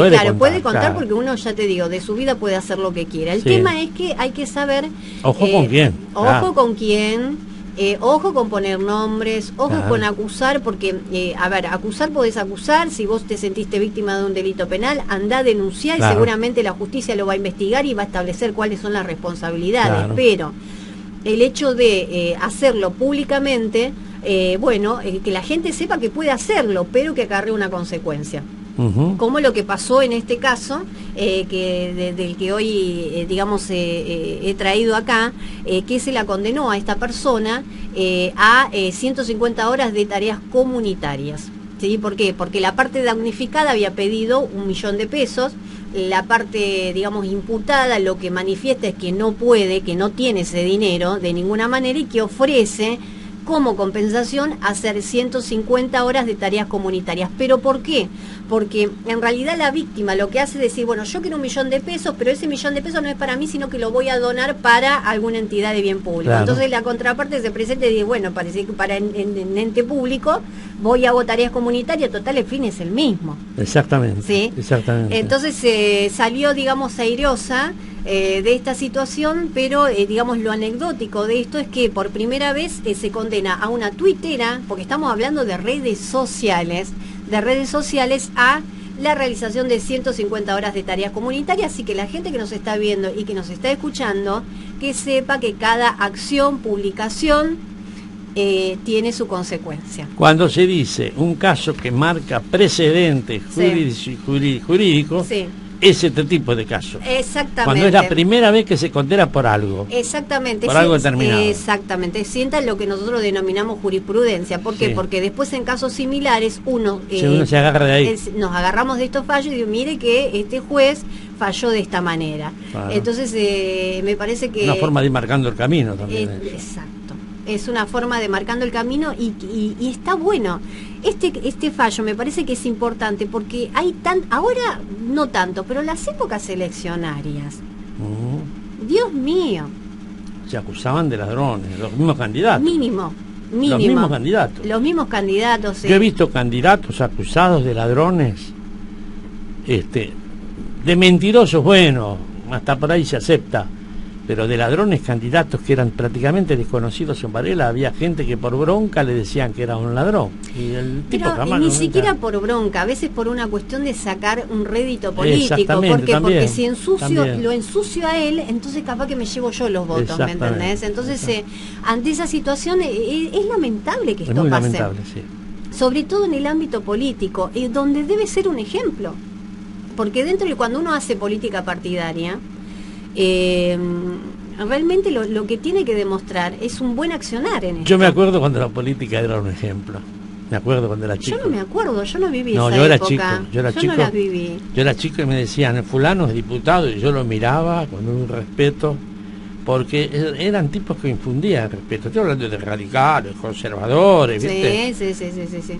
Socialistas, todo de traje y corbata, tipos que se imponían con una imagen seria, correcta, y vos te das cuenta después con el tiempo como fue cambiando todo, de tal manera que hoy en día... Bueno, pero es lamentable eso, en el ámbito político, y fíjate que también eso pasó en el ámbito periodístico. Sí, también. El periodista antes era, la verdad la tenía el periodista, y nadie se la discutía. Ojo que eso es materias para analizar también, porque yo no sé hasta qué punto hoy no está bueno que uno también de alguna manera cuestione las verdades que te van diciendo. Sobre todo cuando se ve mucho que a veces algunas noticias no condicen con la realidad. A vos te están marcando una cosa y vos en la vida real estás viendo otra. Claro. Entonces es inevitable que uno haga esos cuestionamientos. Es que lamentablemente de Estados Unidos viene esto. Randall Hearst creo que fue el primero que vende el medio al antojo de lo que diga la política, y fue el primer, no me acuerdo qué medio era, que la hija fue secuestrada en esa época. Se había ido con un grupo subversivo, la hija de él, Randall Hearst creo que se llamaba. Ajá.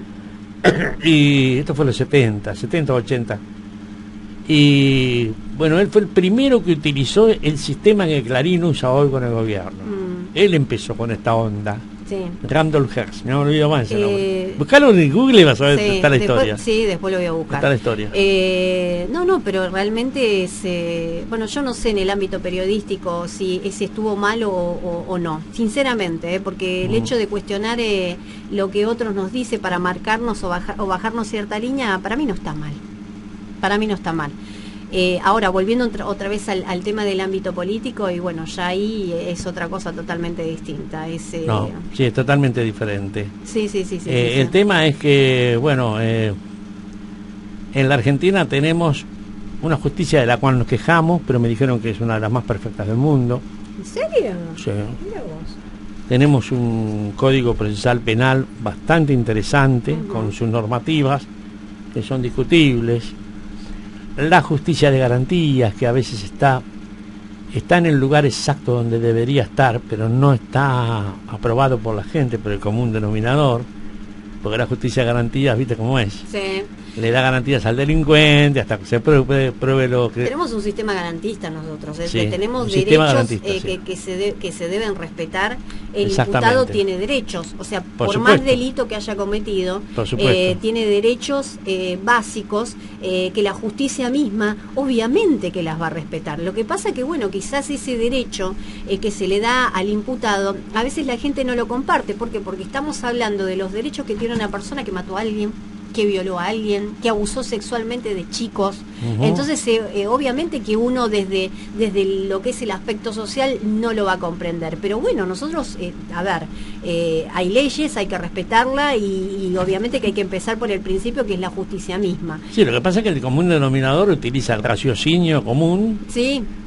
Y no se ajusta a ninguna ley, ni a ningún libro, ni a ningún... Bueno, pero vos fíjate lo que se hizo, digamos, como para tratar de alguna manera de dejar contenta a la gente. ¿Qué se hizo? Se incorporó a la gente en lo que es el ámbito de la justicia a través del juicio por jurado. Sí. Para mí... ¿Has visto alguno? Todavía no he ido a alguno, todavía no. Sí me pidieron un juicio, en un juicio por jurado. Yo estaba como abogada defensora de una persona que había cometido un delito grave y me habían pedido juicio por jurado, que obviamente me opuse, dije que no, y bueno, se lo terminó juzgando dentro de lo que son los parámetros normales. ¿Por qué? ¿Se pueden oponer los abogados? Sí, nos podemos oponer. El tema es que, yo te planteo esta situación. Una persona que está acusada de un abuso sexual infantil, un caso de ASI, y llega a juicio en libertad por una exhibición de prisión concedida por el juez de garantía. Yo llevo a 12 personas, a 12 vecinos de cualquier lado, 12 vecinos, y les digo, mire, el señor que está en libertad en este momento... ¿Son 12 los del jurado? Exactamente. Ajá. En este momento está en libertad este señor, pero está acusado de este delito. Ya ahí hay un preconcepto ahí. Yo te pregunto, hay un preconcepto. Yo te pregunto, ¿estamos realmente preparados socialmente, culturalmente, para poder juzgar a una persona? No, en este tipo de cosas no. En este tipo ni en otros tipos de delitos. Porque, si bien lo que se trata de hacer es bajar, digamos, todo lo que es la parte técnica del ámbito del derecho para que el jurado pueda comprender de lo que se está hablando, ya tenemos ya un preconcepto establecido que si una persona está acusada de un delito es culpable. Es culpable, no importa si se prueba, es culpable porque es así. Entonces no estamos socialmente, me parece, preparados como para poder asumir la responsabilidad de también ser jurado. También hay que decirle la verdad a la gente, cosas que no se comentan en los medios, pero la verdad es esta. ¿Cuántos hombres fueron acusados de haber violado a sus hijos o a sus hijas, cuando es por despecho que la mujer lo hace, lo acusa, y al pobre tipo le arruinan la vida de por vida? Exactamente. Cuando no tuvo nada que ver, porque hasta la criatura sale diciendo que sí, que quizá no la violó, pero que sí que la manoseó. Todo porque la madre la indujo a que hable de esa manera. Yo no quiero decir que estos casos no existan, no, porque quiero aclarar esto porque hay gente que va a decir, bueno, este está con los pedófilos, no. Hay pedófilos y hay tipos acusados de pedófilos, son dos cosas diferentes. No, lógico. El tema es el siguiente, mira, los casos de ASI son tan especiales, tan particulares, y en general el 90% de los casos que llegan digamos a hacer materia de investigación se prueba realmente de que hubo una situación de abuso. El 90%. Yo te cuento cómo es el tema, como para que vos te des cuenta si en realidad un chico miente o no miente. Cuando hay una denuncia, a los chicos en general se los somete a una pericial ginecológica. Primero. Una pericial ginecológica. Se les revisa las partes íntimas para ver si fueron penetrados o no. ¿Y si no fueron penetrados? Imagínate, bueno, pero a veces no fueron penetrados, pero sí hubo un rozamiento. Por ejemplo, pasa con nosotros lo que llamamos el abuso sexual en felatio in ore, que es el sexo oral, que a veces los adultos, en los casos de abusos sexuales, obligan a practicar a los chicos. Ahí no hubo una penetración, pero sí hubo un abuso sexual ultrajante para la víctima, gravemente ultrajante para la víctima. Pero, a ver, para que vos te des una idea, al chico vos lo llevas a hacer una pericial ginecológica. Ya llevar un nene de 6, 7, 8, ya es terrible. Si la pericial ginecológica nos da positivo, urgente a cámara Gesell. Y en cámara Gesell, bueno, ahí se relata, el chico relata a través de un espejo lo vivido. Para mí es revictimizar a la víctima. Es volver a que pase por toda esa situación, pero lamentablemente el sistema que nosotros tenemos hoy no nos permite demostrar el abuso de otra manera, no podemos. O sea, hay que llevar al chico para que lo revisen, hay que hacerle hablar de esa situación horrible por la que atravesó, porque es necesario probar que hubo una situación de aviso de abuso y así establecer las responsabilidades. Pero lo que yo decía anteriormente de que hay parejas que por despecho lo acusan al marido, pasa, y que logran acusarlo y terminan acusados, existe eso, sí, ¿no? Sí, existe. Es lamentable porque muchas mamás, para evitar el contacto del chico con el padre no conviviente, en muchos casos usan eso, y dicen, no, mi hijo fue abusado. ¿Y qué pasa? La justicia de familia, ¿qué es lo que hace ante esos casos? Cautelarmente, por las dudas, no lo vas a ver. Ya tenés un punto en contra, no lo ves más. No lo ves porque por las dudas, porque vos imaginate que la justicia racional lo que piensa es que si una madre que va a la comisaría donde hay funcionarios policiales y efectúa el relato de un abuso, no está mintiendo, o por lo menos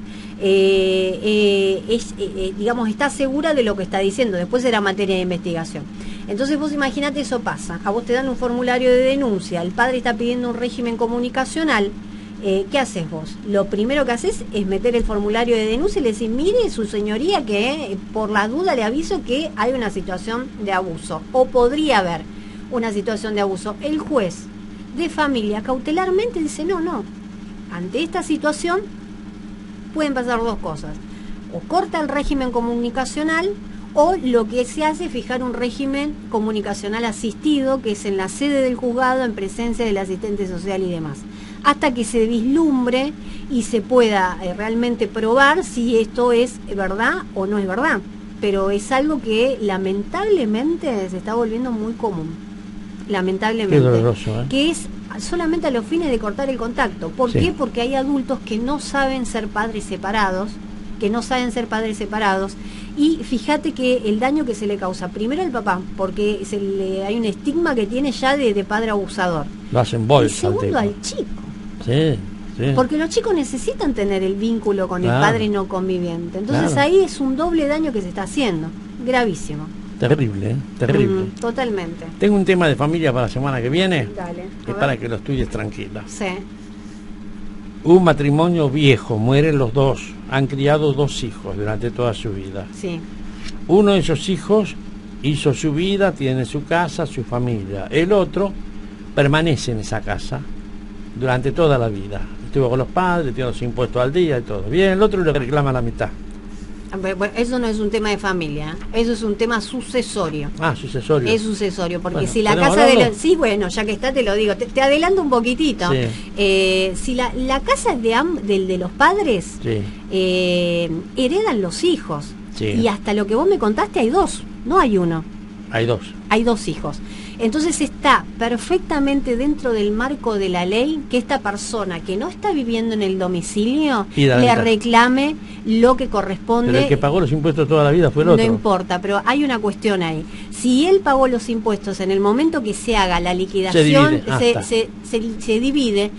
Y te digo una cosa más, cuidado con eso, porque la persona que está afuera le puede pedir a su señoría, al juez, que le establezca un canon locativo, que es un alquiler, a la persona que está dentro de ese inmueble usufructuando la vivienda que también es del otro. Así que cuidado con eso. Siempre y cuando no cobre la mitad de la casa.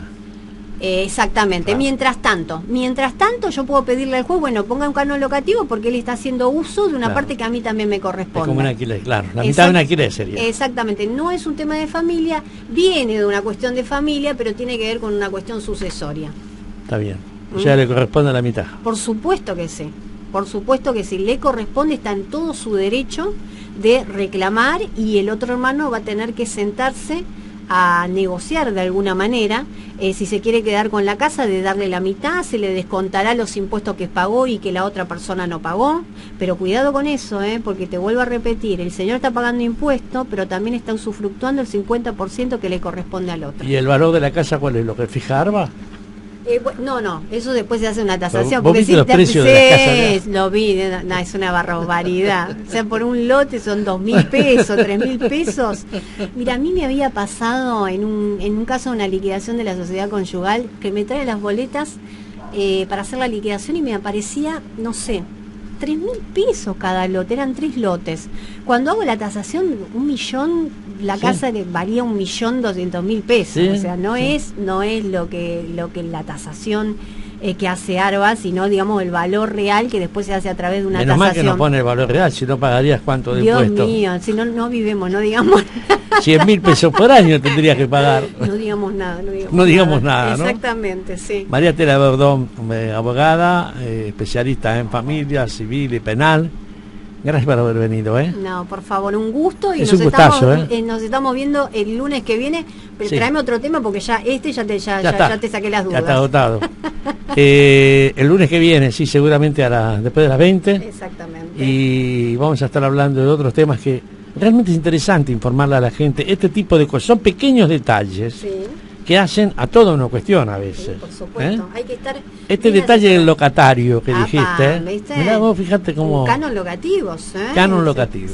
Sí, canon locativo, que es lo mismo que el pago de un alquiler. Por estar usufructuando un 50% que le corresponde al otro. Claro, por ejemplo, el hermano dice, mira, el alquiler de esta casa vale 6 lucas, dame 3 lucas. Claro. Las 3 lucas son tuyas, las 3 lucas son mías. Exactamente. Es así. Exactamente. Entonces, cuidado con eso. Gracias, no, por favor, un gusto. Gracias por haber venido. Le digo a ustedes que vamos a escuchar a Pablo Michelis, que lo que menos le preocupa son los dirigentes que se bajan. Hoy hablábamos con Luis Piccoli sobre esto. En la marcha del 21 los dirigentes se bajan. ¿Qué dirigentes? Si hay dirigentes que ni siquiera figuraron nunca. Pero bueno, vamos a escucharlo a Pablo. Sí, porque si no, ocurre que, el gobierno hace una campaña sucia en ese sentido, y busca, emblemas de la corrupción, de la mafia, como los que metió presos, y está bien, pero en realidad no va al fondo de la cuestión, y se pone a discutir y a ensuciar a cualquier dirigente. Digo, bueno, yo no sé, todas las cosas que dicen los Lozano las tendrán que probar, pero en realidad, en todo caso, la acusación más grande es que su esposa y los hijos de su esposa hacen negocio o son proveedores de la obra social o del sindicato. Es un problema que tienen que discutir los camioneros, porque eso no son fondos públicos, son fondos privados. Y en todo caso, lo que nosotros y el pueblo argentino tiene que estar preocupado por los fondos públicos, los que nos cobran a vos, a mí y a todos los ciudadanos argentinos, que después los utilizan muchos funcionarios para poner a todos los amigos de ellos, primos, hermanos, cuñados, esposas, sobrinos, a cobrar sueldos impresionantes, arriba de 100.000 pesos, en muchos casos 150.000 pesos, en funciones muy importantes en el Estado Nacional. Entonces, de esas cosas no se habla acá en la Argentina. Se habla de, pues sí, este Pokémon, y obvio, el tema del 21 le duele al gobierno, entonces suceda para desprestigiar un justo reclamo y cambiar el eje. Ese es el tema. ¿Crees que va a ser una movilización masiva? No tengo ninguna duda, va a ser de muchísima gente. Es decir, no me preocupa esto de que se bajan algunos dirigentes y entonces eso le va a restar cantidad. Yo lo dije en mi cuenta de Twitter, cada uno de los gordos que se baja, se suben miles y miles de trabajadores a la marcha. Se suben los flacos. ¿Cómo? Se suben los flacos. No sé si los flacos, pero se suben trabajadores que en realidad están cansados de una dirección de su sindicato que siempre dice que las cosas están bien, sea el gobierno que sea, y arreglan con todos los gobiernos. Lo único que no resuelven es el problema de sus representados. Entonces, bueno, yo creo que la movilización va a ser multitudinaria. Vamos a decir las 3 o 4 consignas importantes: derogación de la reforma previsional. Una, el tema de impuesto a las ganancias. El tema de impuesto a las ganancias también es otra, pero bueno, la más prioritaria es el tema de los jubilados, parar los despidos y revisar los despidos realizados, porque no se puede seguir en la Argentina tirando gente a la pobreza de la manera que lo hace este gobierno.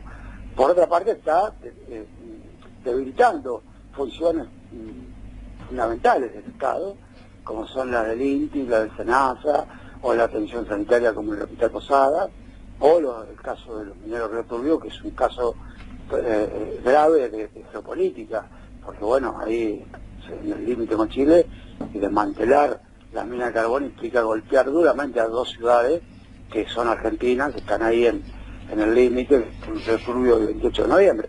Bueno, esas cosas hay que revisarlas, y una mesa de diálogo urgente para parar los tarifazos, combatir la pobreza, y de verdad discutir, crear empleo para los jóvenes en Argentina, pero no empleo como el que quiere McDonald's para superexplotarlo, precario, empleo que da vergüenza, empleo de verdad, empleo como dice la OIT, empleo decente, trabajo digno. Pablo, tenés entonces, ¿a vos te parece que el día después de esta movilización va a haber un cambio?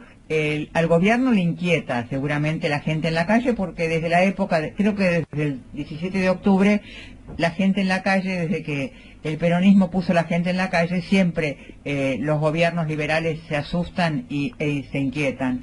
Pero pregunto, ¿te parece que va a cambiar algo? ¿Te parece que van a rectificar algo? ¿Te parece que puede cambiar algo? No va a ser fácil. La verdad no tengo mucha expectativa de que este gobierno vaya a cambiar su modelo económico. Están insistiendo que el modelo económico que llevan adelante es que no tiene plan B, dice el presidente. No obstante, seguro tenemos la seguridad de que no va a cambiar nada si no salimos a la calle, si no accionamos, si no ejercemos el derecho constitucional a la protesta.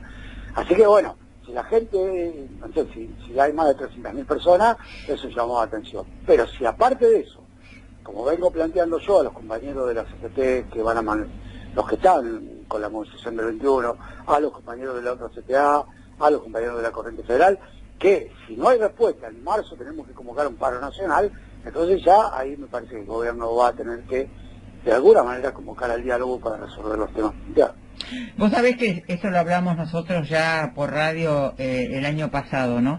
¿No crees que se durmieron un poco, que la CGT, así con este triunvirato, tardó mucho en tomar decisiones? Como había tantas internas, esto se tendría que haber hecho el año pasado, tendrían que haber sido más fuertes, tendrían que haber hecho algo más definitivo, porque ya es un poquito tarde, ya la gente ya lo pedía esto. A vos sabés que yo te diría que no estoy tan seguro, no se hizo lo que se tenía que hacer. En diciembre estuvimos en la calle masivamente movilizados. Pelea hay todos los días en la Argentina. No es que salimos a pelear ahora. El 29 de noviembre, no sé si vos recordás, una marcha. Es verdad. De 300.000 personas. Después, el 14 de diciembre, estuvimos... Está bien, si vos pretendés que estuvieran los dirigentes máximos de la CGT, bueno, no estuvieron. No estuvieron. Estuvo Palazzo, estuvo Jackie, estuve yo, estuvo Pablo Moyano en la calle, contra la reforma previsional, estuvieron otros dirigentes que no son conocidos, como decía yo anoche en el programa, Ani, yo decía, la mayoría de los dirigentes sindicales son corruptos mafiosos. No es verdad, la mayoría de los dirigentes sindicales son anónimos, no lo conocen en la televisión, en las revistas importantes o en los diarios importantes, pero lo conocen los trabajadores en cada fábrica, en cada lugar de trabajo, en cada hospital, son compañeros ejemplares, compañeras ejemplares, y la verdad son la gran mayoría. Así que bueno, eso estuvieron en la calle movilizados el 14 y el 18 de diciembre, y después el cacerolazo que se hizo el 18 de la noche. Así que hubo peleas el año pasado, no hubo dormir la siesta de parte de muchos dirigentes, muchos delegados, y la mayoría de los trabajadores salieron a la calle. Desde Argentina hacia el mundo de habla hispana, transmite fmbuenosaires.com. Argentina, su voz y su música. Mi lote, mi casa, emprendimiento urbanístico. No dejes pasar esta oportunidad. Acércate de martes a sábados de 10 a 17 horas. Avenida Pisani, esquina Rumania, Barrio Pico de Oro. O llamando al 11 36 50 14 94. Mi lote, mi casa, es otro proyecto de Alejandro Vaca. Centro de Día Conviviendo, una institución de alto nivel con internación de día para chicos especiales. Atendemos todas las obras sociales. Conviviendo, Aristóbulo del Valle 1567, teléfono 4-237-7701.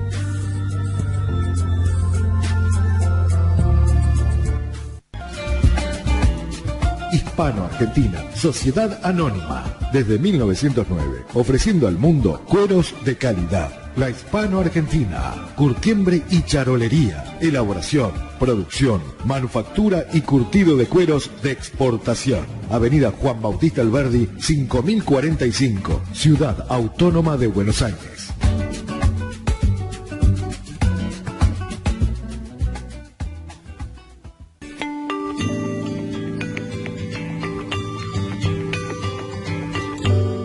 Farmacia Marconi. Atendemos todas las obras sociales.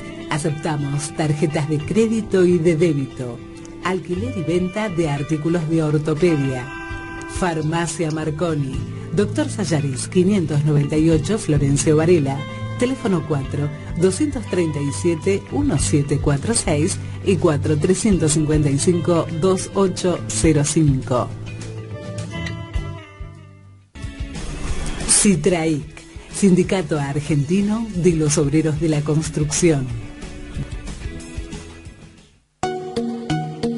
Buenos Aires, Sur Seguros. Avenida San Martín 3067, Florencio Varela. Teléfono 4-255-9131. 4-287-1093. Nextel 565-4627. Buenos Aires, Sur Seguros. ¿Por qué no podés meterte en una tosquera?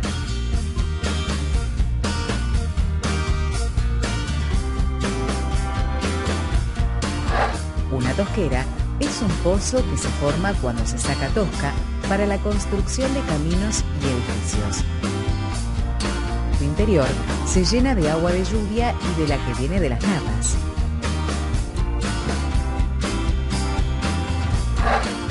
Está prohibido meterse en estos lugares. Conozcamos juntos el porqué. ¿Qué pasa en su interior? Se hacen remolinos que pueden atraparte y no dejarte salir. ¿Cómo es su fondo? Puede haber elementos cortantes como chapas y vidrios. ¿Cómo es su piso? Es arcilloso y te tira hacia abajo. ¿Cómo son sus orillas? Suelen ser verticales y derrumbarse. Ante una emergencia, podés llamar a la policía, defensa civil o a los bomberos. Municipalidad de Florencio Varela, cerca tuyo. En un planeta que tiende al agotamiento de sus recursos, el capital internacional aumenta sus ganancias convirtiendo en mercancías no solo los productos, sino la vida misma de hombres y mujeres. El cuidado de las personas, el entretenimiento, la producción cultural, la seguridad, incluso los saberes ancestrales, las relaciones y los afectos son transformados en objetos de compra-venta. En la actual sociedad de la información, el conocimiento y su transmisión pasan a ser un fenomenal negocio. Por poner un ejemplo, solamente en Estados Unidos la educación mueve $2 billones. ¿Cómo es posible que los derechos conquistados en países como el nuestro, con una larga tradición de defensa de la educación pública, se vuelve necesario fomentar el desprestigio de la escuela, la demonización de los docentes y la estigmatización de las organizaciones sindicales para avanzar en la mercantilización de la educación? Los discursos globales que circulan por los medios y las redes amplifican los diagnósticos que surgen de organismos financieros internacionales y las ONGs que estos financian. Al mismo tiempo, los gobiernos dóciles a sus recomendaciones reducen los presupuestos y deterioran la educación. Desde hace algunas décadas instalaron un caballo de Troya, las evaluaciones estandarizadas, y entonces escuchamos hablar de las pruebas PISA, del operativo Aprender, del Enseñar 2017. Escuelas, alumnos y docentes son sometidos a mediciones de resultados según estándares definidos por empresas multinacionales que hacen de la evaluación un fenomenal negocio. Las pruebas se usan para medir la calidad educativa, dando obviamente una definición de calidad y unos criterios para su evaluación que ni la comunidad educativa ni la sociedad en general han tenido oportunidad de discutir. Claro, porque la cuestión es que estos resultados sirven para confirmar la crisis ya anunciada y así abren la puerta a reformas que tienen como único objetivo introducir la lógica empresarial en las escuelas. Entonces, con la excusa de la supuesta modernización tecnológica, la formación de las nuevas generaciones se entrega a las empresas de informática y a los bancos, que hacen su negocio endeudando a las familias, como sucede hace años en Chile. El Plan Maestro, la secundaria del futuro, copias de las propuestas del Banco Mundial y la OCDE, se anuncian como la nueva campaña del desierto y se presenta como la inevitable modernización, lo que no es sino un claro retroceso en más de un siglo de nuestra historia. No es casual que esta reforma se destine a la educación pública mientras se la desfinancia. La educación pública en nuestro país tuvo históricamente un rol igualador, democratizador. La escuela formará alumnos incapaces de imaginar un mundo diferente, desprovistos de creatividad frente a una realidad que les exige cada vez más y sin verdaderas posibilidades de elegir su futuro. Mientras los estudiantes piden ser escuchados y los trabajadores docentes intentan hacer oír su voz, una trama silenciosa ya ha desembarcado en las escuelas de la mano de fundaciones y empresas contratadas con fondos públicos y se encargan de la capacitación de docentes, tutores y estudiantes. Como la Fundación Cimientos, presidida por Miguel Blaquier, apadrinada por bancos extranjeros y multinacionales como Exxon y Coca-Cola, o como la Asociación Conciencia, sponsoreada por Pampa Energía, principal beneficiaria del tarifazo en la luz, y la Embajada de Estados Unidos o Educar 2050, organización en la que participan el Banco Santander, Clarín y La Nación. Que el ex ministro de Educación Esteban Bullrich se presente como gerente de recursos humanos o que el presidente Mauricio Macri hable de caer en la escuela pública son más que anécdotas. desprestigiar la escuela es una flor de negocio.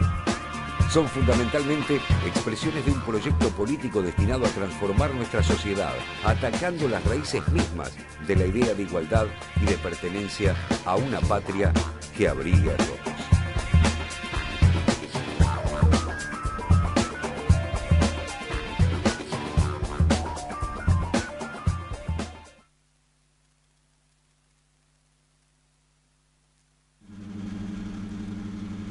Muy bien, ya nos estamos yendo. Mañana el Colegio de Abogados de Quilmes, Alvear 414, el Instituto de Investigaciones Sociales y Jurídicas del Colegio de Abogados de Quilmes, presenta a las 15 horas, van a dar una jornada con la presencia del juez Caputo, juez de un tribunal criminal oral, juez de un tribunal criminal oral, va a dar una charla sobre distintos aspectos jurídicos en el Colegio de Abogados, en Quilmes, Alvear 414 en la ciudad de Quilmes. Señora, señor, mañana nos reencontramos a las 19 horas aquí en FM Buenos Aires y que la pasen bien. Hasta mañana. Desde Argentina hacia el mundo de habla hispana, transmite fmbuenosaires.com. Argentina, su voz y su música.